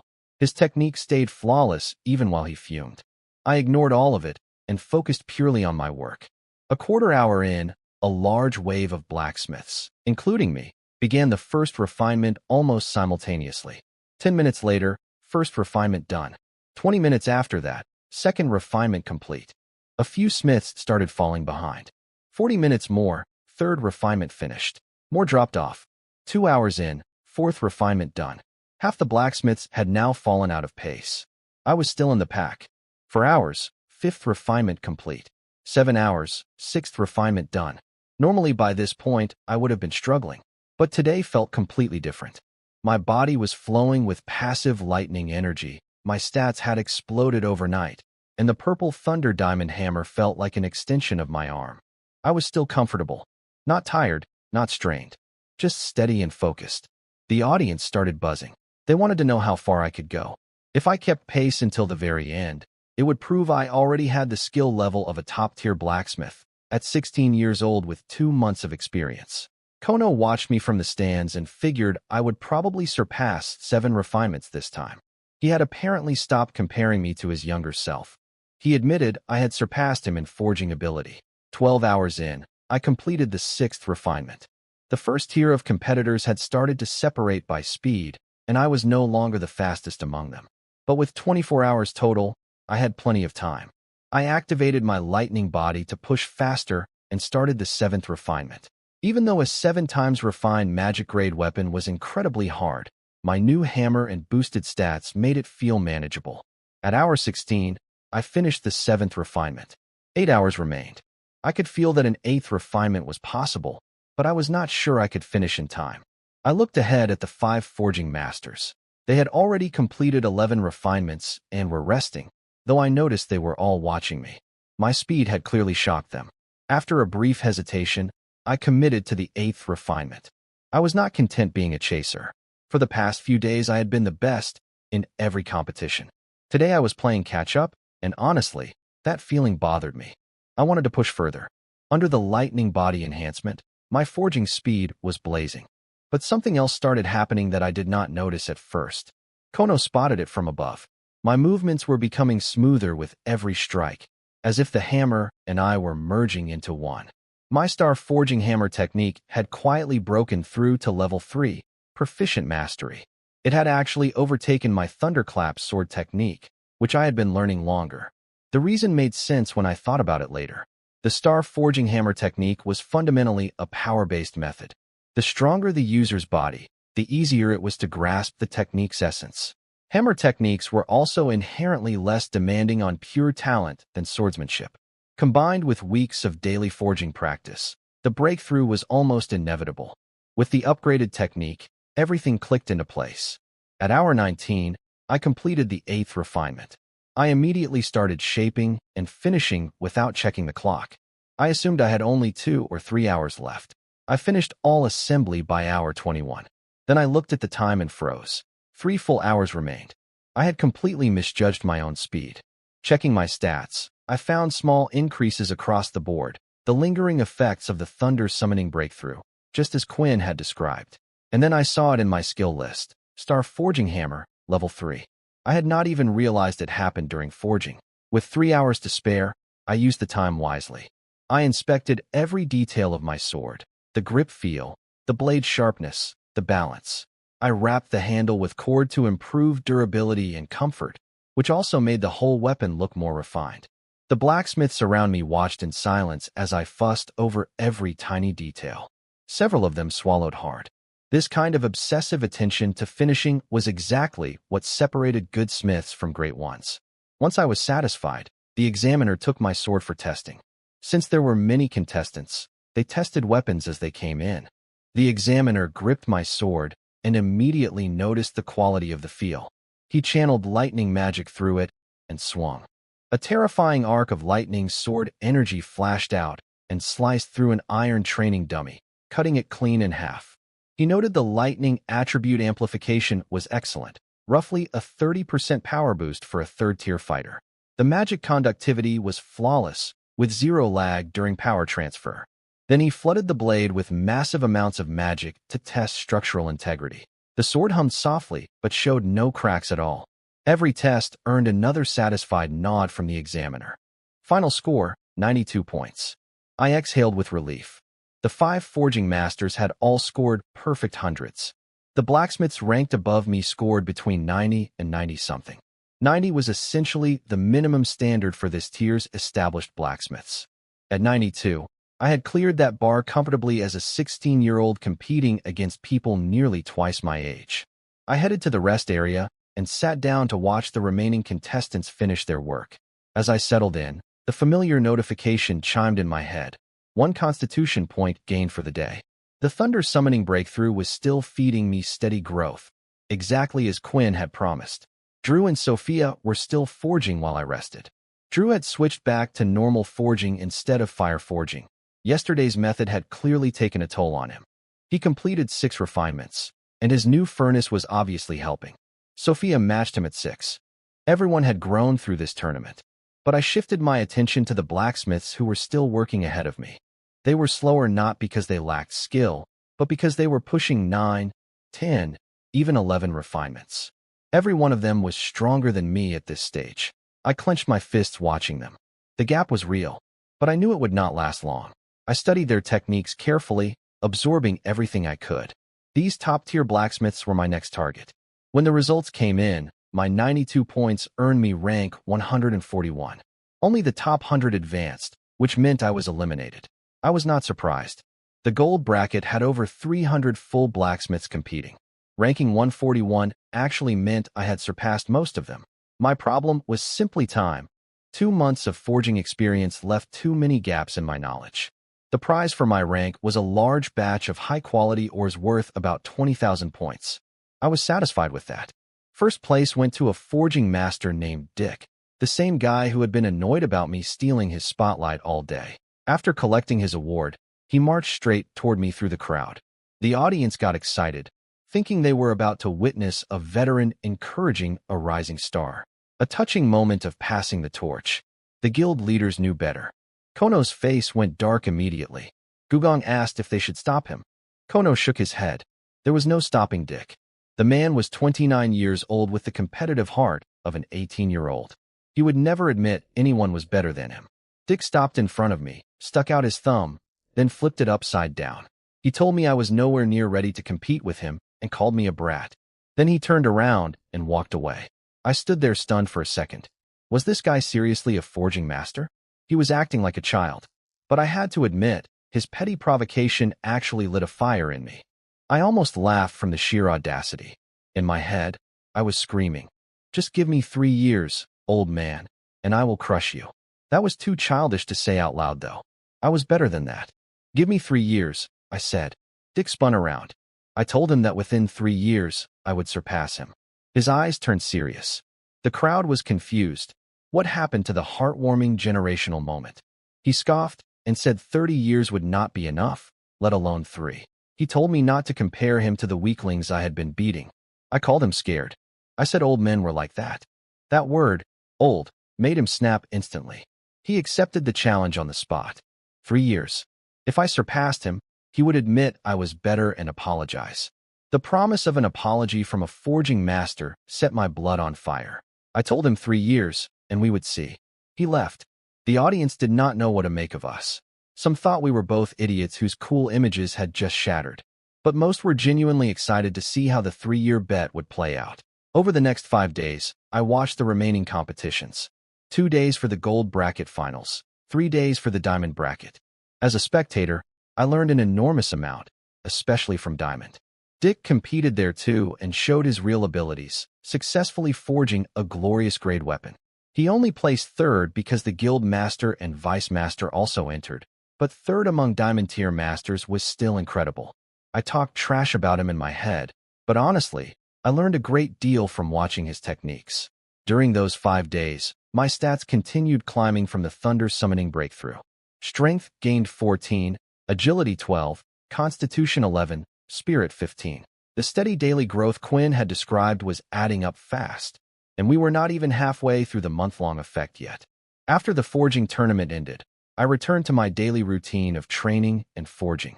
But a new event was approaching, the Newcomer Combat Tournament. Winning first place there would raise my noble rank by 1 tier. My current rank of Viscount was already decent, but climbing higher was always welcome. My schedule was packed. Every day felt busy. Training had become my main priority now. Meanwhile, the Pope had seen my tournament results. Even though he already knew about my forging talent, my performance in the gold bracket apparently shocked him.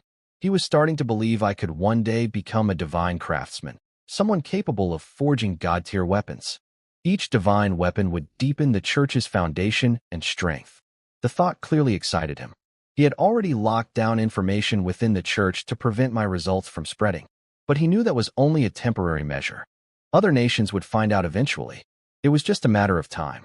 The Pope also decided I needed some real combat experience before the upcoming tournament. He was planning to arrange something for me. The next morning, I woke up and started my basic training. My daily sword swings had increased to 10,000 repetitions.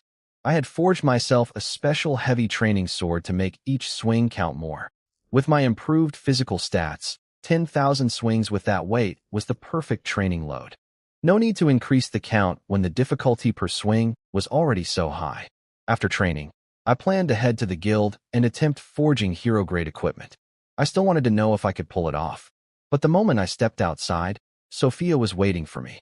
The instant I saw her, I knew the Pope had sent her with a task. She asked me to go to the arena with her. The Colosseum, specifically. I was surprised. That place was dangerous. She acknowledged the risk, but explained that contestants ranked Viscount or above had protections in place. If you felt you were about to lose, you could surrender, and the staff would intervene to rescue you. Then she told me something that really caught my attention. For newcomers in their first 3 years at the church, achieving a 10-win streak at the Colosseum would directly raise your noble rank by 1 tier. I did the math instantly. If I won 10 straight at the Colosseum for 1 rank increase, and then took first place at the combat tournament for another rank increase, my rank would jump 2 full tiers. That would put me at Marquis, the same rank as Sacred Heart. I told Sophia I had always been interested in the Colosseum and just never had time before. She gave me a slightly exasperated look. She obviously knew about the incident with Sacred Heart that had happened there, but she did not bring it up. She simply agreed and said fighting magical beasts would also be excellent training for both of us. We headed to the Colosseum together. When we arrived, the manager recognized me immediately. I was the kid who had gotten into a fight with the Saintess and beaten her badly right here in this building. He had heard about my forging tournament results and my bronze bracket championship. He considered me a promising young talent. Despite the trouble I had caused last time, his impression of me was actually positive, so he did not give us any difficulty. He asked whether we were here to compete or watch. I thanked him for his help during the previous incident and told him we were here to compete. I asked about the rules. He explained that the format was simple. Fight a magical beast. Kill it, and you win.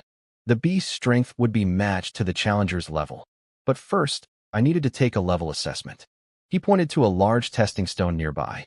I walked over and placed my hand on it, channeling a small amount of magic power into the surface. A faint white glow appeared, and then a number materialized in front of everyone. 27. The manager froze. Sophia froze. I could practically hear her brain short-circuiting. She had expected me to be around level 17 or 18. She had assumed my forging excellence came purely from talent, not raw power. But level 27 was absurd for a newcomer. That number should not exist among first-year students. It was completely outside the normal range. Now she was connecting the dots. My forging ability was not just talent. My ridiculous level was part of the equation too. Higher stats meant better control, more stamina, greater precision. Everything fed into everything else. The manager recovered from his surprise faster than Sophia did. He was a professional, after all. He had seen plenty of strong fighters come through these doors. But even he had to admit that a newcomer at level 27 was exceptional. I asked him what tier of beast my first fight would involve. Based on my level, a second-tier magical beast seemed like the appropriate match. Second-tier beasts were dangerous creatures that could kill careless fighters easily, but with my current stats and abilities, I was confident I could handle one. My passive lightning body enhancement was running constantly now, and I could stack the active version on top of it for short bursts of overwhelming power.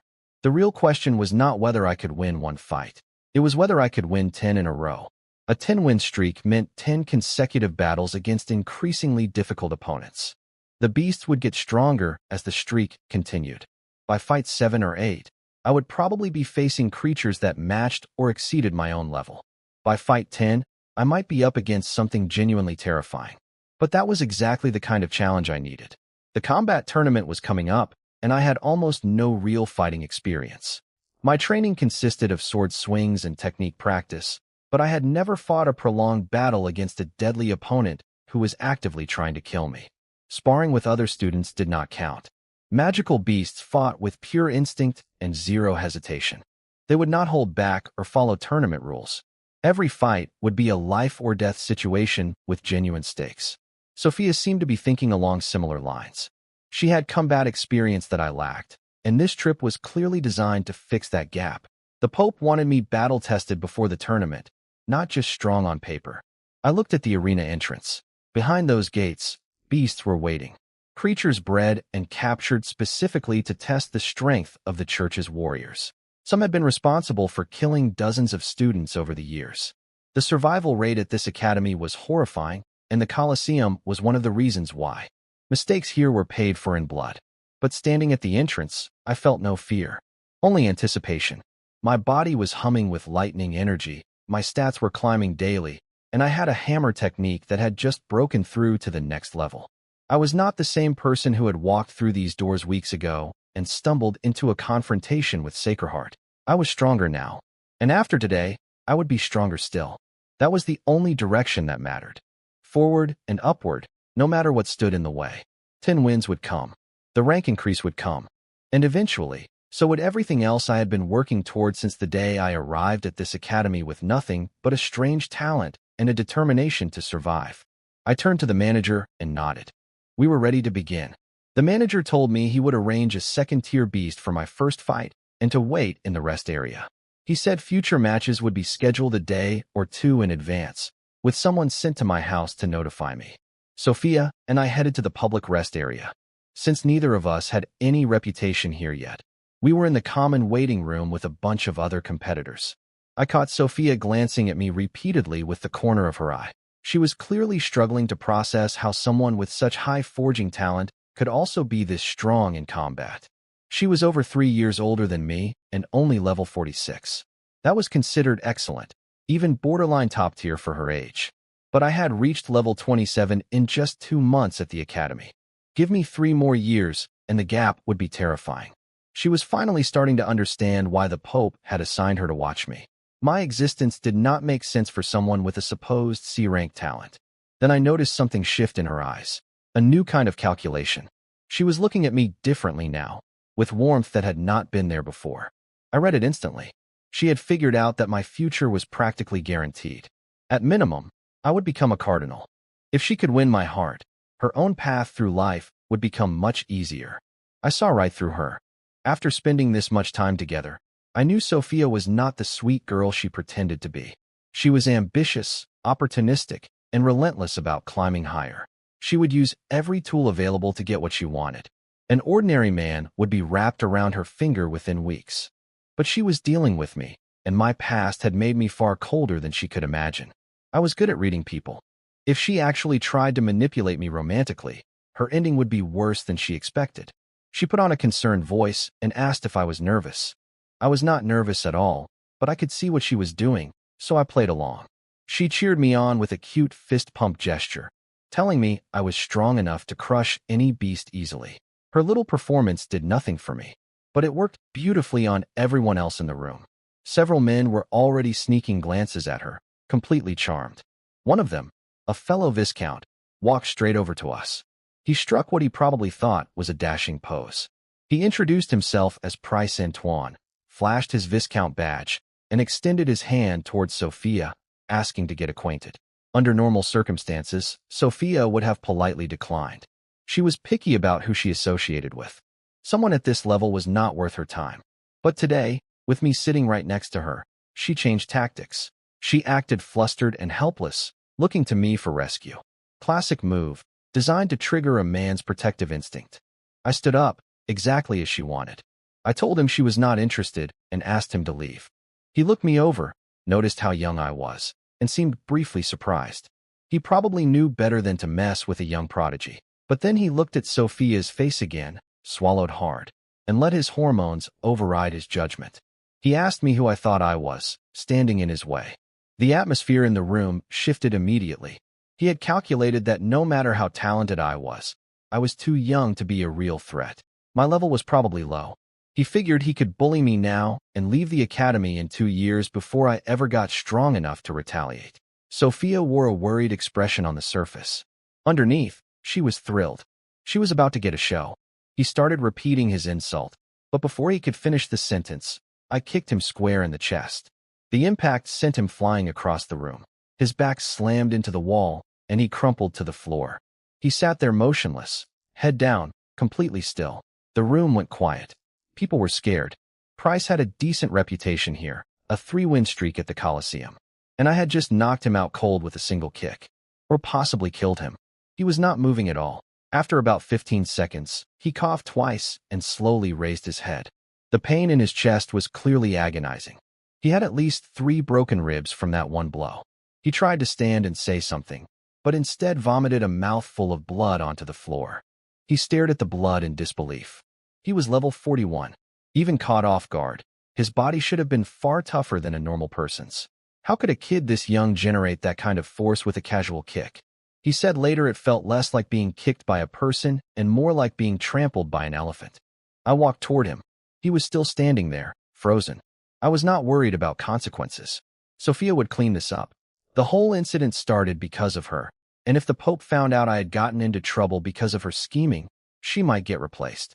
She would make sure this disappeared quietly. That was the one useful thing about having the Pope's spy by my side.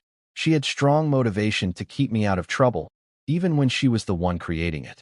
Sophia grabbed my arm and pulled me back, telling me to calm down and that the guy had learned his lesson. I pretended to cool off, but the truth was I had never been angry in the first place. I was just playing along with her little game. She had made her move, and now I wanted to see what she would do next.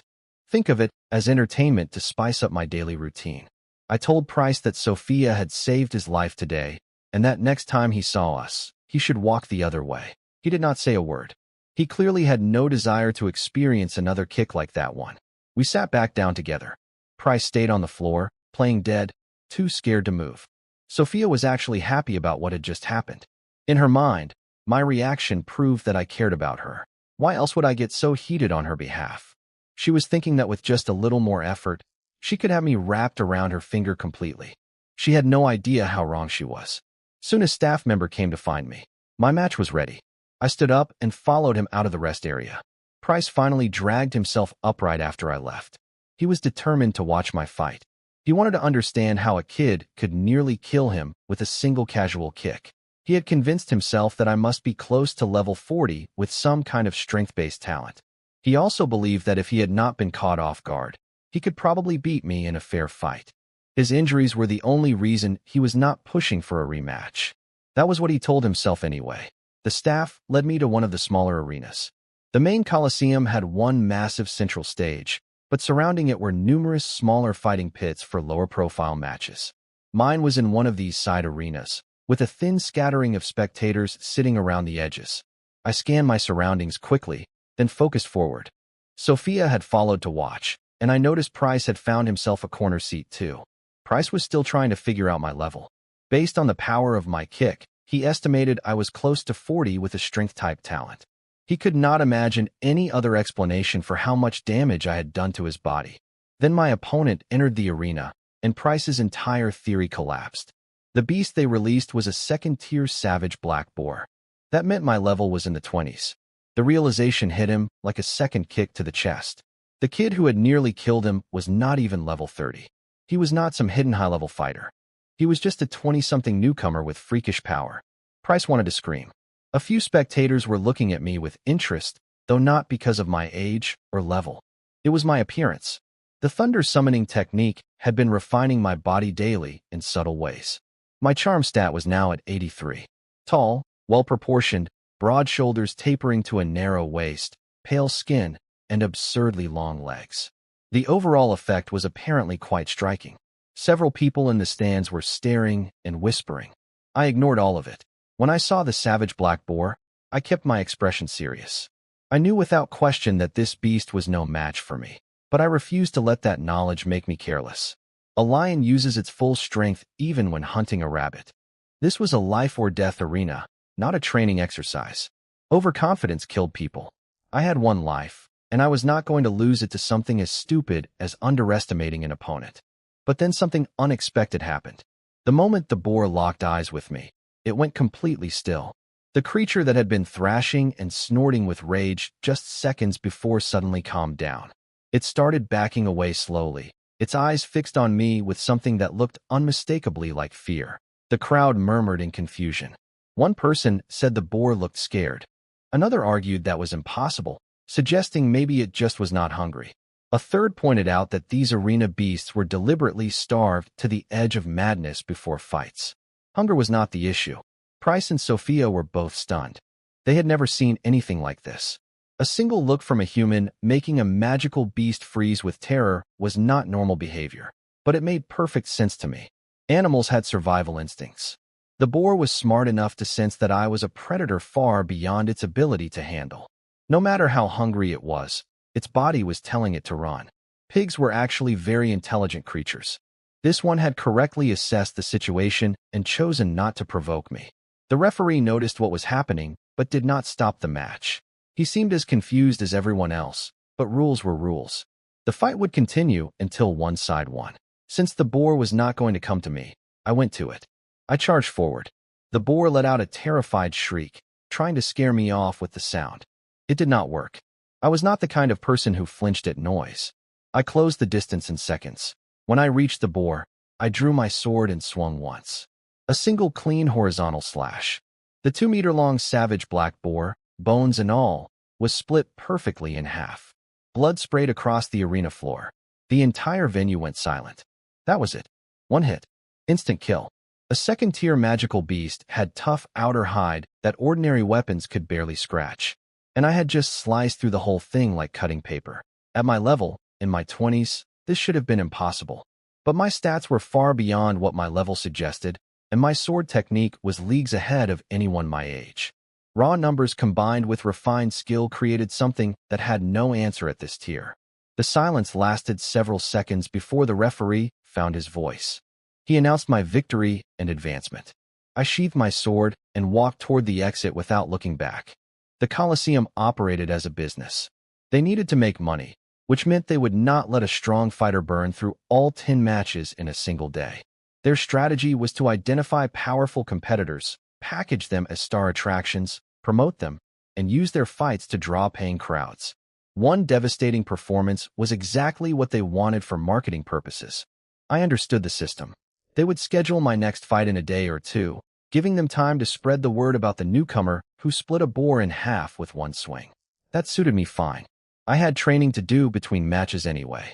Every day my stats were climbing from the Thunder summoning breakthrough, and I still had Thunder Spirit pills to use during practice sessions.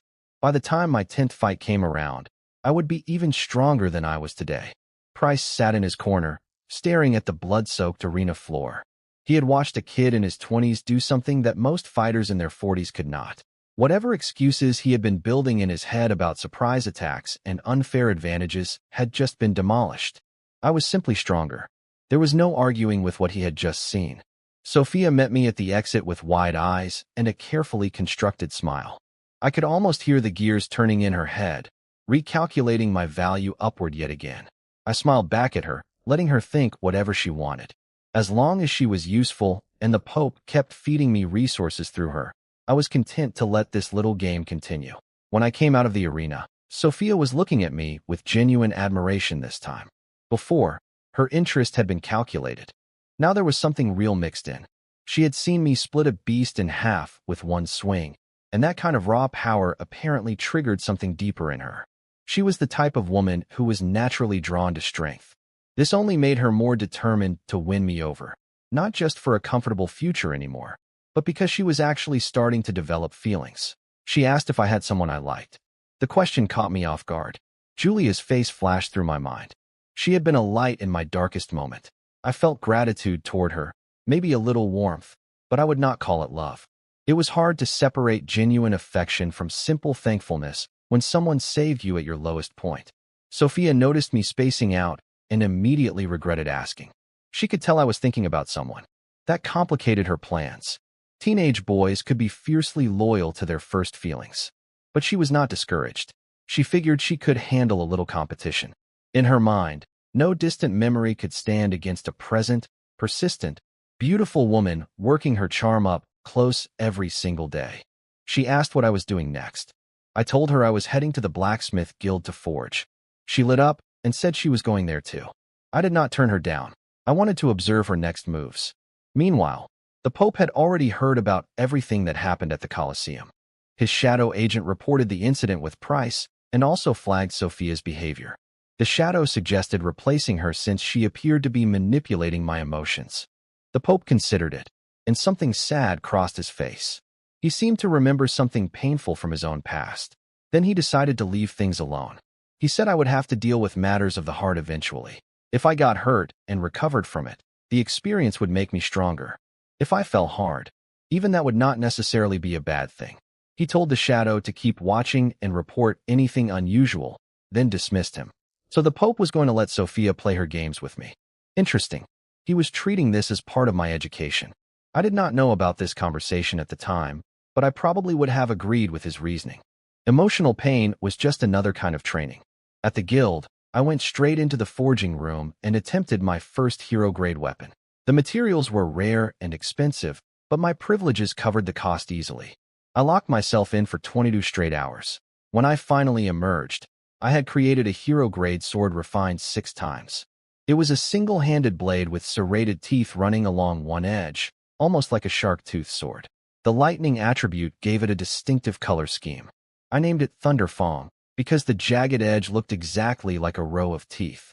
The effects were incredible. For anyone below level 50, it amplified lightning damage by 50%. On top of that, every strike carried bleeding and paralysis effects. 6 refinements was not a huge number for hero grade, but the enchantment properties were exceptional. A 50% damage boost was far above what most hero-grade weapons could offer. I spent additional time crafting a proper sheath for it. When I walked out carrying Thunder Fong, Sophia was waiting in the lobby. She had apparently sat there the entire time. The moment she saw me, she jumped up and asked how it went. I did not answer with words. I just drew the blade. The violent pulse of magic energy radiating from Thunder Fong told her everything she needed to know. Her eyes went wide with excitement. She asked what it was called. I told her the name and sheathed it again. Over the following days, I went to the Colosseum almost every day. By the 8th day, I had racked up 7 consecutive victories. My winning streak, combined with my appearance, had gotten me promoted to the main arena. They were seating audiences specifically to watch my fights now. The Colosseum had turned me into one of their star attractions, filling the stands with fans who came just for me. Sophia accompanied me every single day. She was always there before my fights, always waiting after. Her persistence was impressive, even if I knew exactly what she was doing. During this stretch, my stats exploded again. Strength gained 17, Agility 13, Constitution 16, Spirit 11. My current stats read: Strength 119, Agility 93, Constitution 116, Spirit 100. I had broken the 100 mark on 2 attributes and was approaching it on the others. My sword technique finally reached level 3 as well, Proficient Mastery. Both my hammer and sword skills were now at the same tier. At this point, my physical capabilities were comparable to a humanoid magical beast. Actually, my raw stats exceeded most beasts at my level by a significant margin. My body was growing faster than my magic power could keep up with, which was a strange problem to have. But even with that imbalance, if I fought Quinn right now, I was not sure he could beat me. That thought was both exciting and sobering. Quinn was my teacher, and yet the gap between us was shrinking at an alarming rate. Today was my 8th visit to the Colosseum. Because I was a first-year newcomer trying to complete the 10-win streak for a rank promotion, the rules dictated that each successive opponent had to be stronger than the last. My first fight had been a second-tier boar that I killed in one swing. The difficulty had been increasing steadily since then. Fights 5, 6, and 7 had actually required me to work for the win. Nothing dangerous yet, but the beasts were getting tougher and smarter. Fights 8, 9, and 10 would be the real tests. The beasts at this stage would be matched closer to my actual combat ability. The Colosseum system was designed to push challengers to their absolute limit by the final fight. The 10-win streak was not meant to be easy. Plenty of talented fighters had failed at fight 9 or 10 and had to start over. I was not worried, though. My stats were climbing every single day. By fight 10, I would be measurably stronger than I was today. Time was on my side in a way it was not for anyone else. Every delay between matches meant more attribute points, more refined technique, more control over my lightning body enhancement. The longer the Colosseum took to schedule my fights, the worse it would be for whatever beast they put in front of me. I gripped Thunder Fong's handle and walked toward the main arena entrance. The crowd noise was already building inside. Somewhere beyond those gates, my 8th opponent was waiting. Time to add another win to the streak. The manager briefed me on the rules. Since I had 7 straight wins, my 8th fight would feature 2 third-tier magical beasts instead of 1. The difficulty was ramping up. I headed to the rest area and looked through the glass at the main arena. It was packed. While waiting, I watched the fighter before me, a second-year student with what looked like an A-rank elemental control talent. He was a water element warrior facing 2 wolf-type beasts for his 4th win. He immediately created a water armor around his body, which was the standard move for element controllers. It boosted defense significantly, but burned through magic power fast. I always thought that technique was decent but wasteful for low-level fighters. The 2 wolves attacked with real coordination. One would engage while the other struck from behind. The element warrior managed to stab one wolf through the eye, but ultimately the pressure of fighting 2 opponents overwhelmed him. The referee had to pull him out. Watching this, I took mental notes. 2 opponents meant double the attack frequency, and the moment you dealt with one, the other would strike. On top of that, these wolves were higher level than their challengers. Another fighter went up after him. He faced 4 beasts, lost without surprise. Then it was my turn. The crowd erupted the moment I stepped onto the main stage. I had apparently built a real following here. Part of it was my appearance. Charm at 83 did its work, but mostly it was my fighting style. Every previous opponent had been cut clean in half with a single strike. People came to see that raw, overwhelming dominance. My opponents were 2 magic wolves. I drew Thunder Fong. The instant the blade cleared the sheath, my whole presence shifted. The air around me turned dangerous, but the wolves were too starved to care about instincts. They charged me, wanting nothing but to tear me apart. I stood completely still. It probably looked like I was frozen with fear. But the moment the first wolf reached me, I swung Thunder Fong horizontally. The blade tore through flesh and bone effortlessly. The wolf was split in 2 mid-charge, dead instantly. The second wolf lunged at the same moment. Its claws were inches from my body, but my left hand was faster. I grabbed its head. Just a slight squeeze and my fingers sank into the flesh and muscle of its skull through sheer force. I yelled and ripped its head clean off its body. Blood sprayed everywhere. I tossed the severed wolf head aside like garbage and walked toward the exit without looking back. The arena went completely silent for several seconds. Then the crowd lost their minds. They started chanting for another fight. What they had just witnessed was beyond anything normal. I had killed one wolf with my sword and torn the other's head off with my bare hand.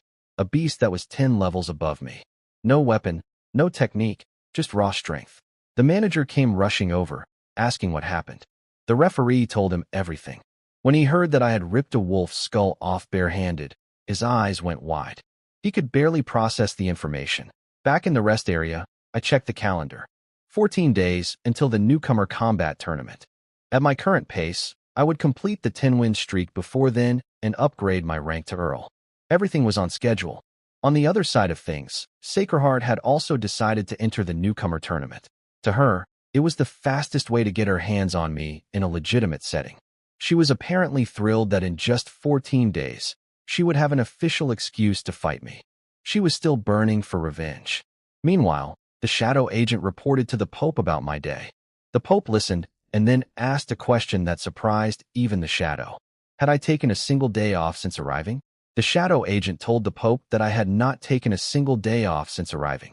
He said that whenever I had even a minute with nothing to do, I seemed to fall into a state of anxiety. He believed it was connected to my past.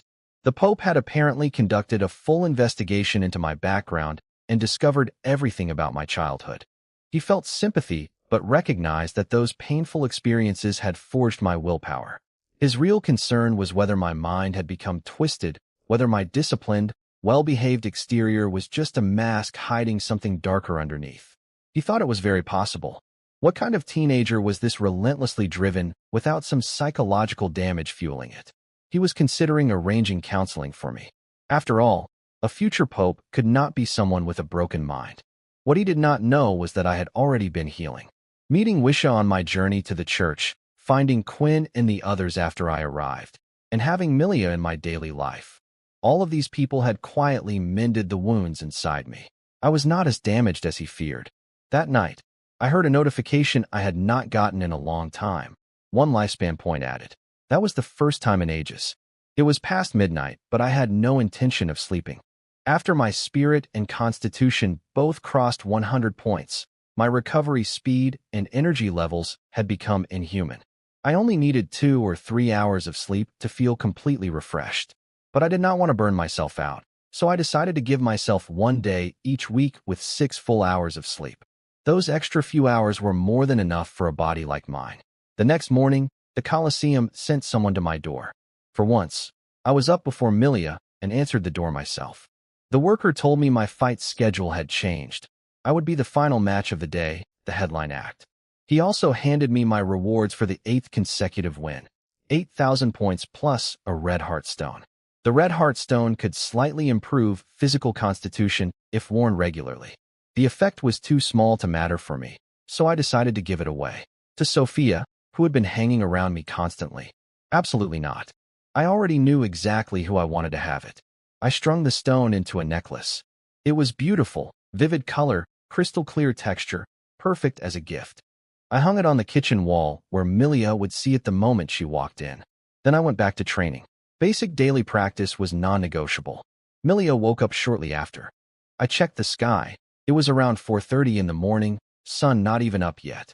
She stayed up past midnight every night preparing my late meals, and knowing her personality, she spent her days doing housework and cooking without a single lazy moment. She was probably working harder than I was. I made a mental note to give her more rest time going forward. Servants had no rights in this world, but I refused to treat the people around me like slaves. She stumbled out of her room, washed up, and headed straight to the kitchen. She pushed the door open and I watched from across the room. She paused for a second when she saw the necklace hanging on the wall. Then she seemed to think about it, concluded it must belong to me, decided it was not her business, and went straight to work without touching it. I kept training while monitoring the kitchen. Did she seriously not realize the necklace was for her? Maybe she just had not looked closely enough. She would figure it out eventually. An hour passed. I finished training and walked into the kitchen. Milia was happily preparing food, humming a little tune. She had not noticed me standing behind her. I made some noise to get her attention. She spun around, saw me, and immediately said breakfast was ready and she would bring it out. I looked past her at the necklace still hanging untouched on the wall. She cooked facing that direction. She would have seen it every time she looked up. Had she noticed it and just assumed it was not meant for her? I asked her directly. Had she seen the necklace? Milia stared at me, confused. She asked if I was the one who put the necklace there. I told her I bought it yesterday, but it did not suit me, so I was giving it to her. She froze completely. She repeated my words back to me like she could not believe them. When I confirmed it, tears started rolling down her face before she could stop them. I was caught off guard. I could tell she was overwhelmed, but I still asked if she did not like the gift. She shook her head quickly and said nobody had ever been this kind to her before. I walked over and patted her head. I told her not to cry over good things. She wiped her eyes and nodded. I told her I was hungry and asked if breakfast was ready. She snapped back into action immediately, setting everything out on the table. While I ate, she kept glancing at the necklace and smiling to herself. She prepared snacks for me too. Dried monster meat she had fried herself, some fruit juice. All homemade. She clearly treasured the necklace not because of its value, but because it came from me. I adjusted my plans for the day. Since I was scheduled as the final act at the Colosseum tonight, I had time in the morning. If I trained first, there would not be enough time for a full forging session afterward. But training all day would drain too much magic power before a fight. So forging first made more sense. I headed to the guild. What I did not know was that Rien had been stalking me. He had been tracking my daily routine for days and knew exactly which roads I took and when. He was waiting on my usual path that afternoon, expecting me to pass by. His plan was simple. By now I should have finished the drug pills he gave me. With several days since the last dose, the mild addiction should have me at my most uncomfortable. He planned to show up, compliment my recent achievements, and offer more pills. I would be desperate enough to take them. But luck was on my side. Because I went to the forge first and changed my schedule, I never walked past his ambush point. He waited and waited. I never appeared. He started getting suspicious. Maybe I had taken a different route. Maybe someone had warned me. His mind immediately went to York, who had recently submitted a resignation letter. Rien had not approved it yet, even though York had already left the guild. If anyone had betrayed the Alchemist Guild and tipped me off, York was the most likely suspect. Rien eventually figured out that I was headlining at the Colosseum tonight, which explained why my routine had shifted. He rushed over to the arena and decided to wait there instead. His new plan was to catch me after my fight, praise my performance, and hand over fresh pills. He hid in the VIP lounge to avoid making the encounter look too obvious. I finished forging in the afternoon. Since it was just practice, I made magic-grade weapons with no more than 6 refinements each. My efficiency had improved again. I left the finished pieces at the guild for sale and headed to the Colosseum. In my private restroom, I trained while waiting. Not a single second wasted. Occasionally, I glanced at other fighters competing on the main stage, but none of them impressed me much. Training time always flew by. A staff member appeared. 30 minutes until my fight. I wiped off my sweat, sat down cross-legged, and began regulating my breathing. When the time came, I walked out onto the main stage. The crowd exploded. My name echoed through the arena from every direction. People were screaming for me to tear my opponents apart. Even Rien, watching from the VIP section, was startled by the intensity. He knew I was famous, but this was his first time witnessing my popularity in person.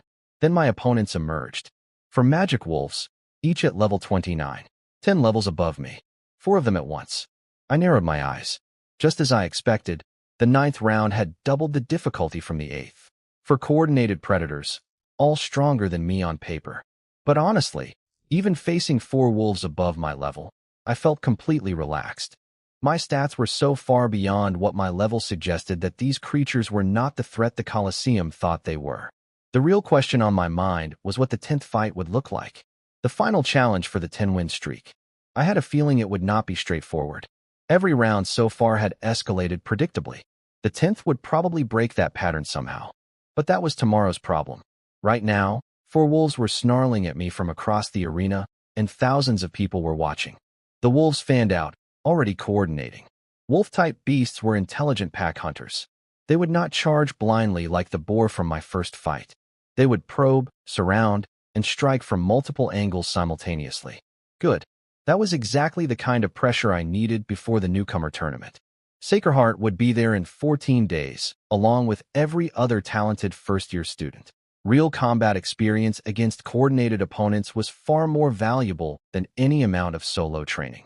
These wolves were doing me a favor by being smart. I drew Thunderfang. Lightning crackled along the serrated edge. The wolves hesitated for just a fraction of a second when they felt the energy radiating from the blade. Smart animals. They could sense danger. But hunger and arena conditioning overrode their survival instincts, and all 4 charged.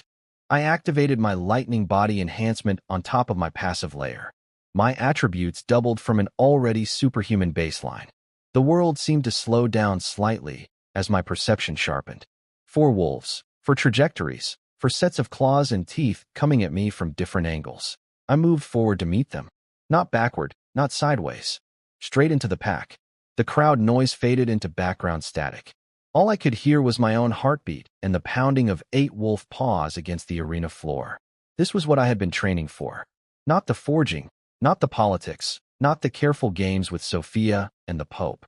This moment, blade in hand, enemies closing in, nothing between survival and death except my own strength and skill. Thunder Fong hummed in my grip. The first wolf lunged. I swung. The 4 wolves were locked behind gates on the other side of the arena. Through the gaps in the bars, I could see them drooling, already imagining tearing me apart. The referee confirmed I was ready and announced the start. The gates lifted. All 4 wolves charged at me simultaneously. I kept my expression serious, though not because I was worried. These wolves were so starved that they had abandoned any pack coordination. Their formation was chaotic and sloppy. I had already calculated exactly how to take each one down. The first wolf reached me in a blink. I drew Thunderfang, and a flash of purple light cut through the air. The moment the wolf opened its jaws wide, I thrust the blade straight into its mouth. The tip punched out through the back of its skull. I yanked the sword free, and the body collapsed. Wolves 2 and 3 came at me from opposite sides. I shifted my feet slightly, almost like a dance step, and dodged both attacks with an elegance that surprised even me. Then I brought Thunderfang down in a single slash, and cut the second wolf clean in half at the waist. Its front and back legs kept twitching separately on the ground. The 4th wolf was still closing in. I did not wait. I threw Thunderfang like a javelin. The entire blade buried itself in the wolf's skull. Its supposedly tough bone crumbled like paper against the force of impact. That left 1 wolf standing. It froze, confused. 3 of its packmates had dropped in what felt like a single heartbeat, but I was already in front of it. I grabbed a fistful of fur and slammed it face first into the stone floor. The arena surface was reinforced with a magic circle specifically to prevent damage, which meant the impact on the wolf's body was devastating. It let out a pitiful whimper. I grabbed its head and twisted. The neck snapped. Then I ripped the head clean off with my bare hands, just like last time. The crowd had been waiting for exactly this moment. The stands erupted into absolute chaos. Screaming, cheering, people losing their minds. 4 higher-level wolves, and I had not taken a single scratch. I pulled Thunder Fong from the dead wolf's skull, wiped it, and walked toward the exit without looking back. What I did not know was that Rien had been watching every second from the VIP section. He had come to the Coliseum specifically to intercept me with more drugged pills. Seeing my fight in person clearly shook him. He had heard I was a strong fighter, but witnessing it firsthand was something else entirely. I could tell later from how he acted that my performance had genuinely frightened him. He hesitated. A voice in his head asked whether continuing his plan was wise. If it failed and I grew to full strength, the consequences for him would be catastrophic. But his arrogance won out quickly. He told himself that as long as the plan succeeded now, there would be no future to worry about. He appeared in the main hall just as I was leaving. I heard his voice behind me and turned around. I kept my face completely calm and greeted him with a smile. I told him what a coincidence it was to see him here. He gave some excuse about watching a juniors match and said he had caught my performance. Then he steered the conversation exactly where I expected. He asked about the pills he had given me last time. Were they helpful? Did I like the effects?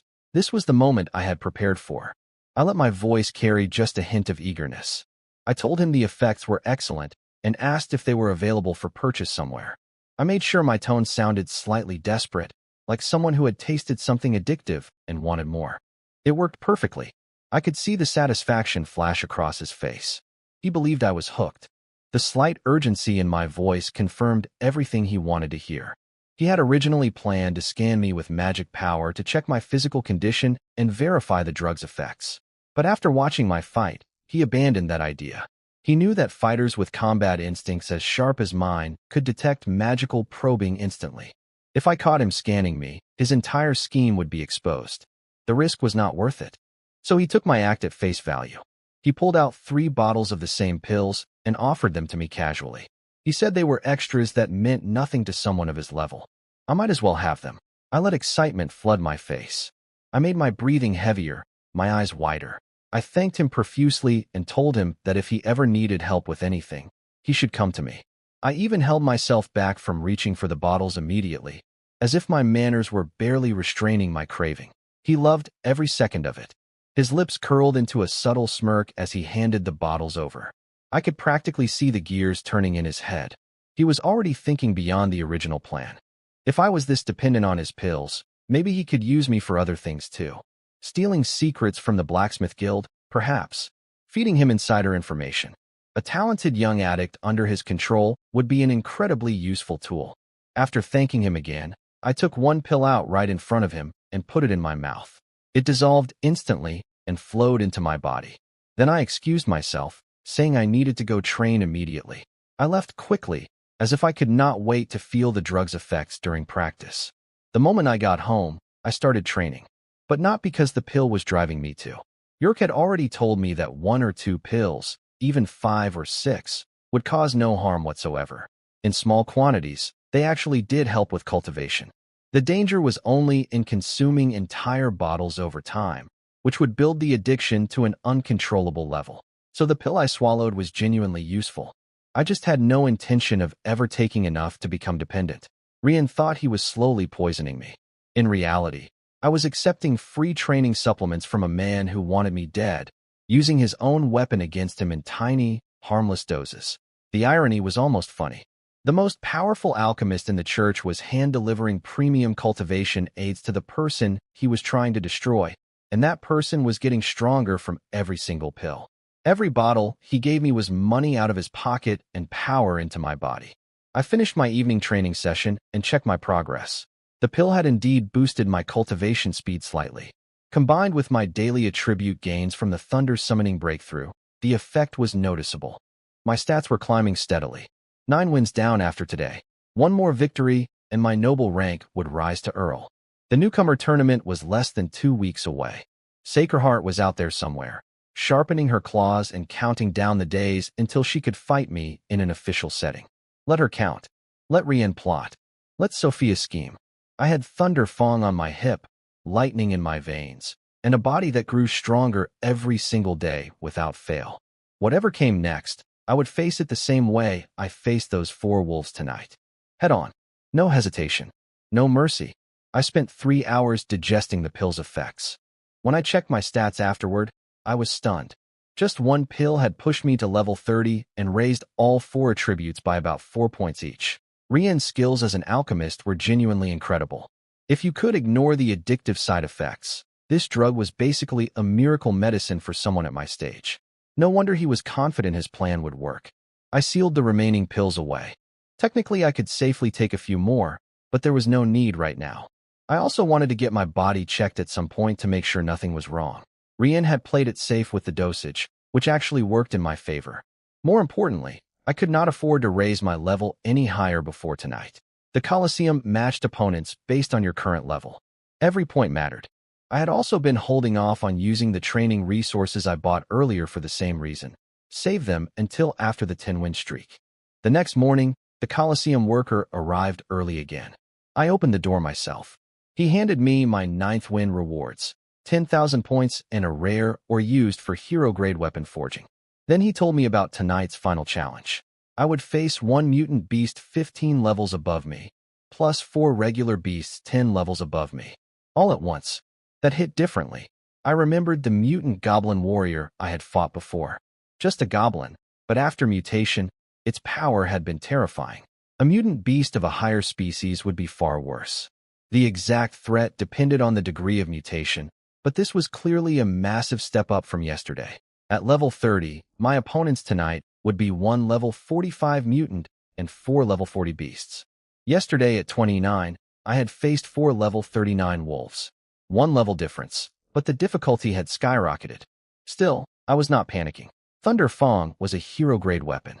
It could pierce through 4th-tier beast defenses easily, even 5th tier if needed. My real advantage was firepower, not durability. As long as I could hit them, they would go down. I adjusted my plans. No forging today. Instead of going to the guild, I stayed home and trained lightly. The goal was not to exhaust myself, but to get my body into peak condition for tonight. Low intensity, high focus, saving every drop of energy. News of my 9-win streak had spread everywhere. Shaga, Winnie, and Gato all wanted to come watch my 10th fight. But when they saw the ticket prices, they could not afford them. So they planned to wait outside the arena for results. Quinn and several others who were close to me also planned to attend. They had already secured seats in the stands. My enemies had heard the news too. Sacred Heart smashed her room apart again when she learned my rank was about to rise. Then she calmed herself down and came to watch. Her obsession with me had reached an absurd level. Rien was there as well. Every one of my enemies expected me to win. That was the strange thing about my reputation now. Even the people who hated me believed I was unbeatable. The earlier matches were unremarkable. Win some, lose some, nothing exciting. The crowd was half asleep watching contestants get rescued by referees one after another. When I finally arrived at the Colosseum, I ran into Shaga and her group outside. They had come to cheer me on despite not being able to get in. Without hesitating, I brought them inside with me. I told them that going forward, if they ever needed help, they should just ask. No need to be so timid around me.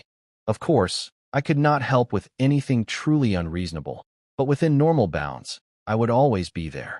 All 3 of them lowered their heads shyly and mumbled agreement. This was their first time inside the Colosseum. The luxurious environment clearly overwhelmed them. They were afraid of doing anything wrong. The manager spotted me and rushed over with a warm greeting. He could not believe how quickly the kid who had beaten up the Saintess had grown into the arena's biggest star. I told him these were my friends and that I was taking them to my private restroom. He glanced at Shaga and the others, instantly recognizing them as nervous newcomers, but did not object. The manager's eyes lit up with an idea. He pulled out 3 annual passes and gave them to Shaga and her group, saying they could come to the Colosseum anytime for free. The 3 of them looked at me, unsure whether to accept. I told them to just take it. The manager was trying to build a relationship with me, and since he had genuinely helped me before, I did not mind.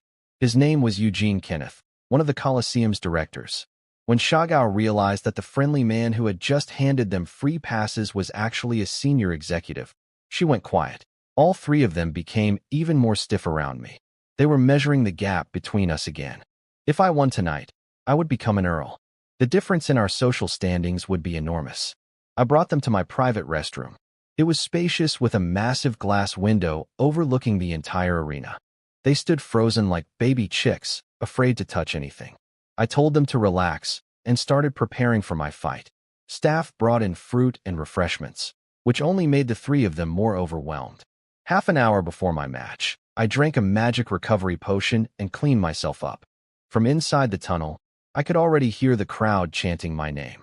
The feeling of being a star was honestly pretty enjoyable. When I stepped onto the arena floor, the audience went wild. But I kept my eyes fixed on the opposite side. 5 massive wolves waited behind the gates. 4 of them were giant gray wolves, over 4 meters long, solid gray fur, powerful by normal beast standards. The bigger the body, the stronger the beast, and these things earned the word giant in their name. But the 5th wolf was something else entirely. Over 5.5 meters long, covered in gray fur streaked with black-red stripes, and glowing crimson eyes. I recognized the species immediately. A hell demon wolf, a mutant evolution of the giant gray wolf. Beyond having superior strength and speed compared to its base species, the hell demon wolf excelled at magical attacks. It could launch fireballs with strong corrosive properties, and its massive body meant an enormous magic power reserve. This was a seriously dangerous creature. My expression hardened. This fight required absolute focus. The referee announced the start. The gates opened. But unlike previous opponents, these wolves did not mindlessly charge at me. They formed up around the hell demon wolf and advanced at a steady, controlled pace. The leader was directing them. This pack would attack with coordination and strategy. That changed things. I could not wait for them to set up their formation. I had to strike first. I adjusted my stance and charged straight at them. Shaga covered her eyes from the viewing room. The size difference alone looked hopeless. 5 enormous wolves against 1 human. As I closed the distance, the hell demon wolf opened its jaws and formed a black fireball. It launched it directly at me. I did not dodge. Instead, I swung Thunder Fong to test the fireball's power. My timing was precise. The blade met the fireball at the exact moment of impact and split it cleanly in half. The 2 halves blazed past me on either side, so close I could feel the searing heat against my skin. Where the black flames touched the stone floor, they kept burning for several seconds before fading. Parts of my outer clothing were scorched away. After feeling that heat up close, I made my assessment. Those black fireballs were no joke. The corrosive flames could cause serious damage even through indirect contact. Going forward, I needed to dodge them entirely rather than trying to cut through them. Testing was done. Now the real fight would begin. I charged forward.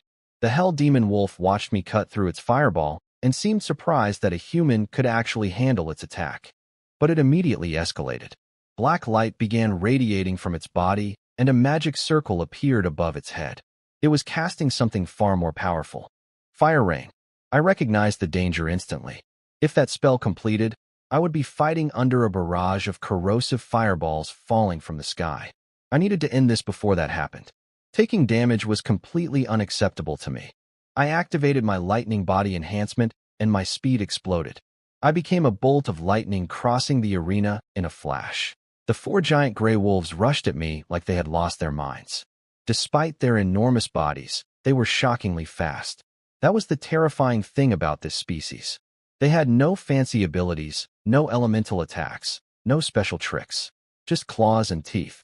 But the fact that they dominated other beasts with nothing but basic physical weapons proved that their raw stats were pushed to the absolute limit.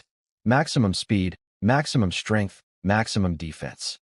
The simplest toolkit combined with the purest numbers. In a way, they were the same type of fighter as me. I swung Thunder Fong at the closest wolf and carved a massive chunk of flesh from its body. But unlike the smaller beasts I had fought before, this thing was too large to kill in one hit, and its pain tolerance was almost non-existent. Even with a wound deep enough to show bone, it did not flinch. It kept attacking with the same ferocity as before. These creatures barely felt pain at all, which made them relentless in combat. Normal beasts would never dare fight something this savage. The wounded wolf lunged at me with its jaws wide open. I used the same technique that had worked before. I thrust Thunder Fong straight into its mouth, through its throat, and out the other side. That should have been an instant kill. But this monster, even with a sword through its neck, managed to stagger away from me before finally collapsing several steps later. And Thunder Fong was stuck in its mouth, carried away with the body. I was now unarmed against 4 remaining giant predators. Winnie and the others watching from my rest room turned pale with fear. But I was about to show the entire arena what a true stat monster could do with nothing but bare hands. The second wolf charged and opened its massive jaws to bite me. I shot both hands forward and grabbed one tooth from the upper jaw and one from the lower jaw. Then I held its mouth open with raw strength. The wolf pushed with everything it had. Its jaw muscles strained and trembled. It could not close its mouth against my grip, not even by a centimeter. The other 2 wolves were closing in fast. I had seconds, so I did something that made the entire arena lose their collective minds. I swung the wolf I was holding by its teeth and hurled its entire 4-meter body through the air. It crashed directly into one of the incoming wolves, sending both tumbling across the stone floor. And the 2 teeth I had been gripping came out of the jaw completely, ripped free by the force of the throw. I looked at the teeth in my hands. Each one was roughly the size of a dagger, wickedly sharp and surprisingly sturdy. They would work perfectly as improvised weapons. The last standing wolf rushed me. I leaped onto its neck, mounted it, and drove both teeth straight down into its eyes. The wolf's world went red. It did not fear pain, but losing its vision was something else entirely. It went berserk, thrashing and biting at everything around it blindly. The other 2 wolves were nearby, just getting back on their feet. The blinded wolf sank its fangs into one of its own packmates, tearing a chunk from its neck. I had turned their own member into a weapon against them. The audience could barely process what they had just seen. Their brains were asking their eyes for confirmation. Did that human really just pick up a 4-meter wolf and throw it like a toy? Yes, that really happened. The crowd noise reached a deafening peak. The roar of thousands of voices actually affected the beasts inside the arena. The blinded wolf especially could not handle the sensory overload. It kept attacking everything around it in a panic, unable to distinguish friend from foe. The hell demon wolf watched all of this with cold, emotionless eyes. It showed no concern for the suffering of its subordinates. The fire rain spell was now complete. A massive magic circle appeared in the sky above the arena. Countless black fireballs began raining down from above. After casting the spell, the hell demon wolf visibly weakened. Its eyes dimmed and its posture sagged. This attack had cost it heavily in magic power. I watched the fire fall with a calm expression. Then I sprinted toward the 3 badly wounded wolves that were still alive. I reached the blinded one first and kicked its front leg. The bone snapped on impact. The wolf lost its balance and crashed to the ground. I grabbed its body and lifted it above me just as a black fireball struck it from above. The wolf's fur ignited instantly. Its body became a burning shield over my head. Another fireball hit the ground nearby and exploded on contact. With the giant wolf as cover, I absorbed the blast without taking direct damage. My living shield was being consumed at an alarming rate, but it held long enough. The other 2 wounded wolves tried to dodge the falling fireballs, but the barrage was too dense and too fast. Within seconds, both were torn apart by explosions and corrosive flames. Their bodies became unrecognizable masses of scorched flesh. The wolf above me was losing its life force rapidly. Fire was eating through its body at a terrifying speed. I needed my weapon back. I spotted Thunder Fong's handle protruding from the first wolf's corpse, which had also been badly burned by the fire rain. I dropped what remained of my shield and sprinted for it. The hell demon wolf watched me run with cold calculation. Even if I retrieved my weapon, so what? Fire rain had 3 full waves. I had survived the first one using its own wolves as shields. But with all 4 subordinates now dead or dying, I would have nothing to hide behind for waves 2 and 3. That was what it was thinking. It believed the math was still in its favor. 2 more waves of devastating fire against 1 human with no cover. Simple arithmetic. The beast was confident, but it had made one critical miscalculation. It was judging me by the standards of normal fighters at my level. It had watched me fight its wolves and categorized my abilities. Strong, fast, resourceful, dangerous, but manageable at range with overwhelming magical firepower. What it did not understand was that my stats were not normal. My attributes did not belong to someone at level 30. They belonged to someone far, far beyond that threshold. And Thunder Fang was not a weapon that matched my level either. It was a hero-grade blade that could cut through defenses 2 full tiers above my rank. The Hell Demon Wolf had used its most powerful attack and exhausted most of its magic power in the process. It was weakened, drained, and standing on the opposite side of an arena from someone who could cross that distance in the time it took to blink. Someone who had just demonstrated the ability to throw a 4-meter wolf through the air with his bare hands. The math was not in its favor. It just did not know that yet. I ripped Thunder Fang from the charred wolf corpse. The handle was scorching hot, but only turned my palms slightly red. Nothing serious. I flicked the blade once and sent a current of lightning through it, cooling the metal back to normal temperature instantly. Then I locked my eyes on the Hell Demon Wolf. During the Fire Rain spell, the beast could not move or attack separately. That was its vulnerability. I charged straight at it while the second wave of fireballs began falling from the sky. These things had killed the giant gray wolves in a single wave, so their destructive power was no joke. Black fireballs rained down around me as I sprinted across the arena. Most of them I dodged with pure speed. The few I could not avoid, I cut in half with Thunder Fang as they fell. The distance between us was shrinking fast. The Hell Demon Wolf watched me punch through its fire barrage, and something shifted in its crimson eyes. It realized the fire rain was useless against me, so it stood up and canceled the remaining spell entirely, choosing to fight me head-on instead. Just because this creature leaned toward magic did not mean its close combat was weak. A bone-shaking roar erupted from its throat, and hellfire ignited across its entire body. It looked exactly like a demon crawling out of the underworld. The heat radiating from its burning fur was intense enough to warp the air around it. I did not hesitate. I closed the remaining distance and swung Thunder Fang at its face. The blade carved off a chunk of flesh from its jaw, exposing white bone and teeth underneath. The wound made the monster look even more terrifying than before. It barely registered the pain. Its massive claw lashed out at me with blinding speed, trailing black light through the air. I brought Thunder Fang up just in time. Claw met blade with a metallic crash that rang across the arena. Its claws were as hard as hero-grade weapons. On top of the physical attacks, the hellfire coating its body was constantly draining my stamina. The extreme heat sapped my energy with every second I stayed close. But I refused to back away. We fell into a brutal, primitive exchange of blows.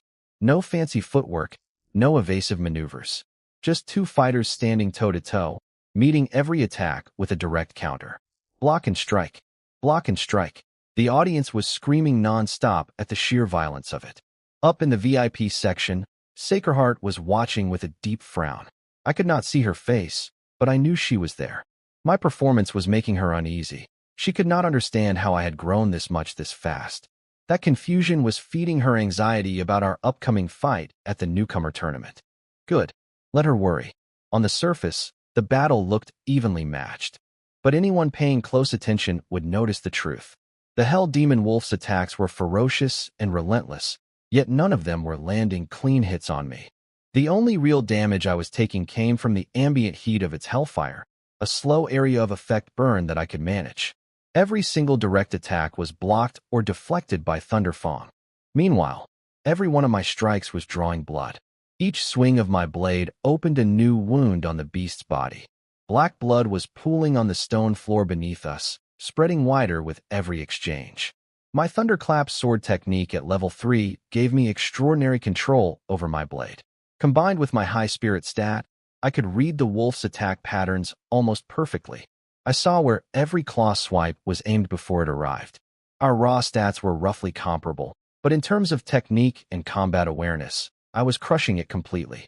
There were simply no weaknesses to exploit in my fighting style.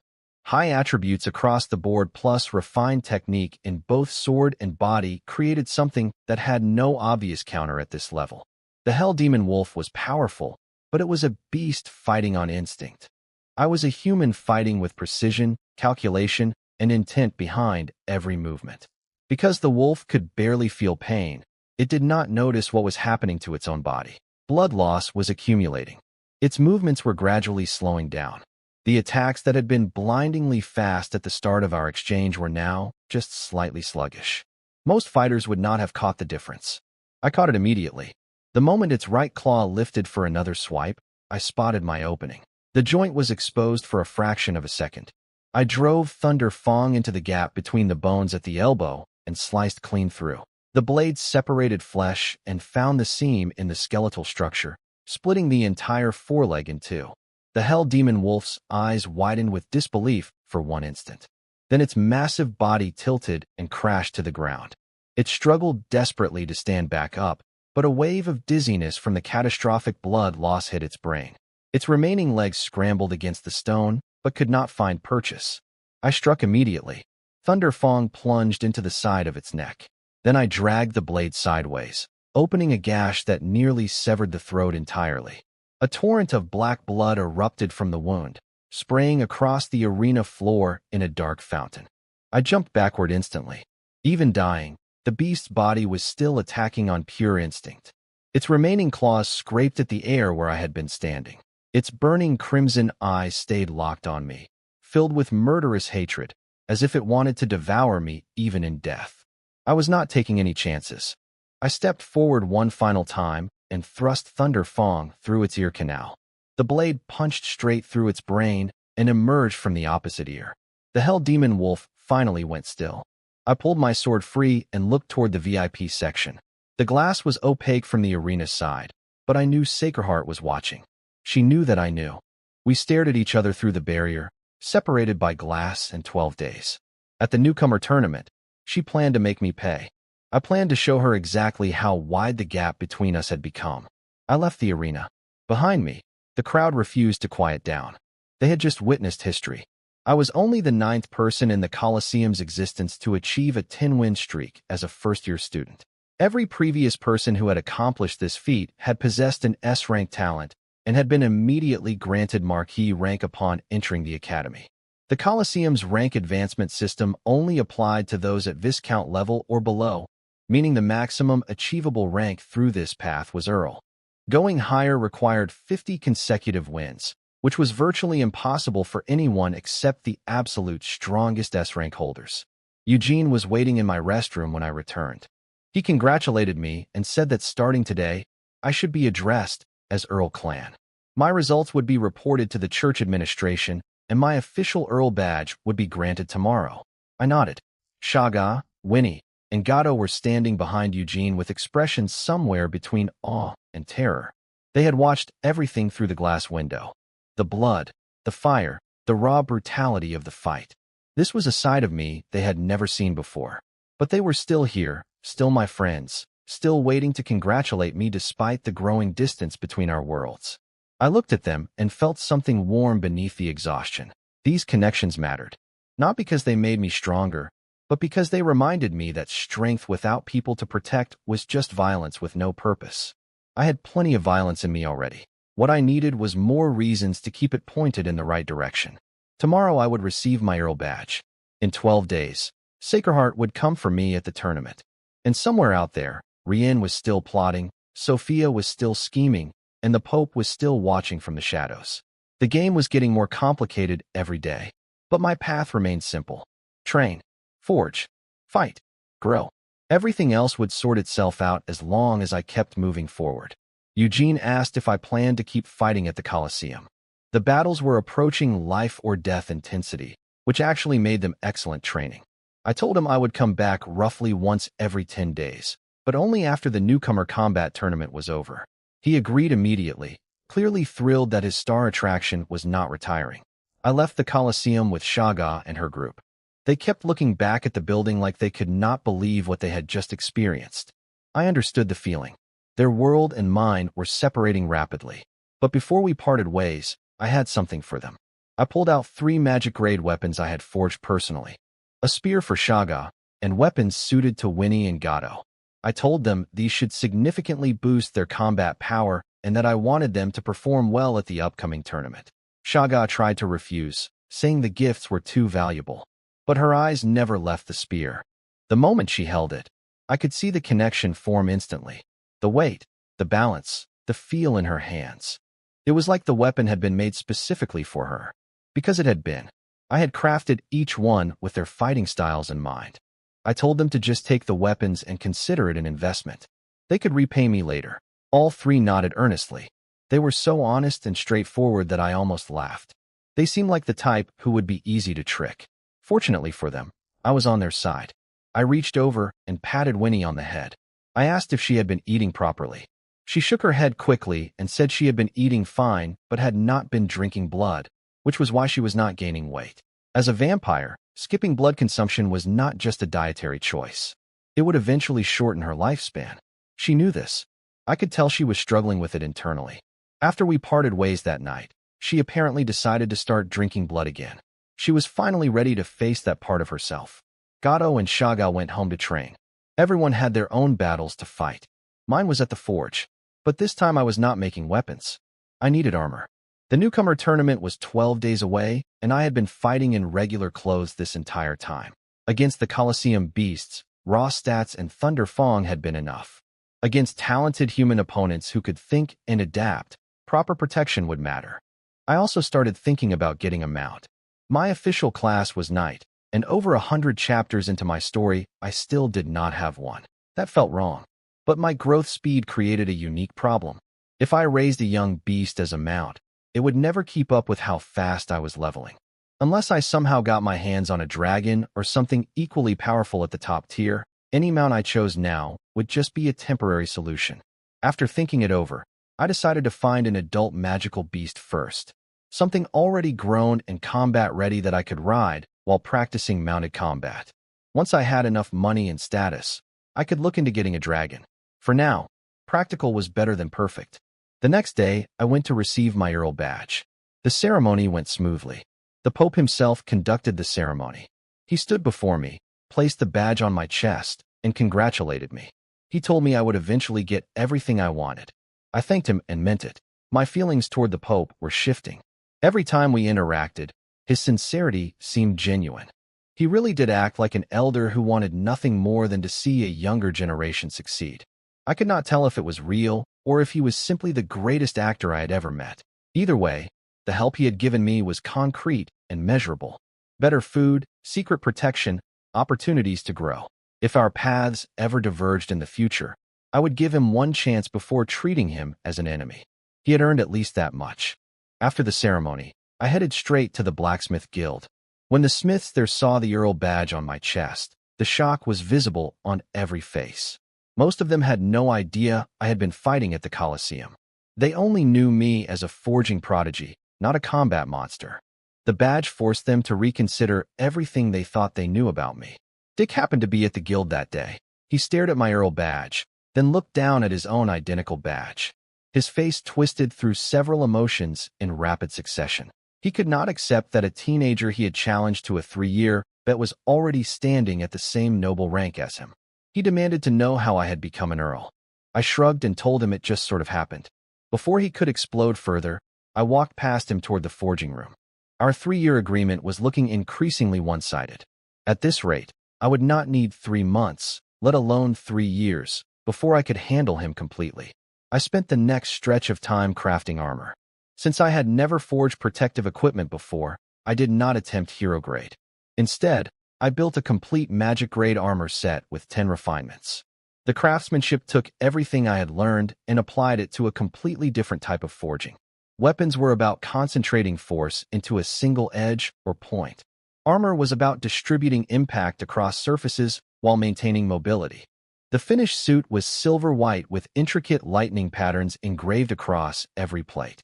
I designed it with a sleek, form-fitting profile rather than the bulky style most knights preferred. This made it look more elegant and allowed much greater freedom of movement during combat. Underneath the metal plates, I lined everything with high-quality soft beast hide so the armor would not chafe or restrict my skin. Comfort mattered during long fights. After the main chest piece, I forged a matching helmet, combat boots, bracers, and a reinforced belt. Each piece complemented the others in both function and appearance. I also purchased a necklace enchanted with lightning attribute amplification to round out the ensemble. The complete set gave me defensive capabilities I had never had before while maintaining the speed and agility that defined my fighting style. The lightning engravings were not just decorative either. They channeled my natural lightning energy throughout the armor, creating a subtle defensive field that would weaken incoming attacks before they even reached the metal surface.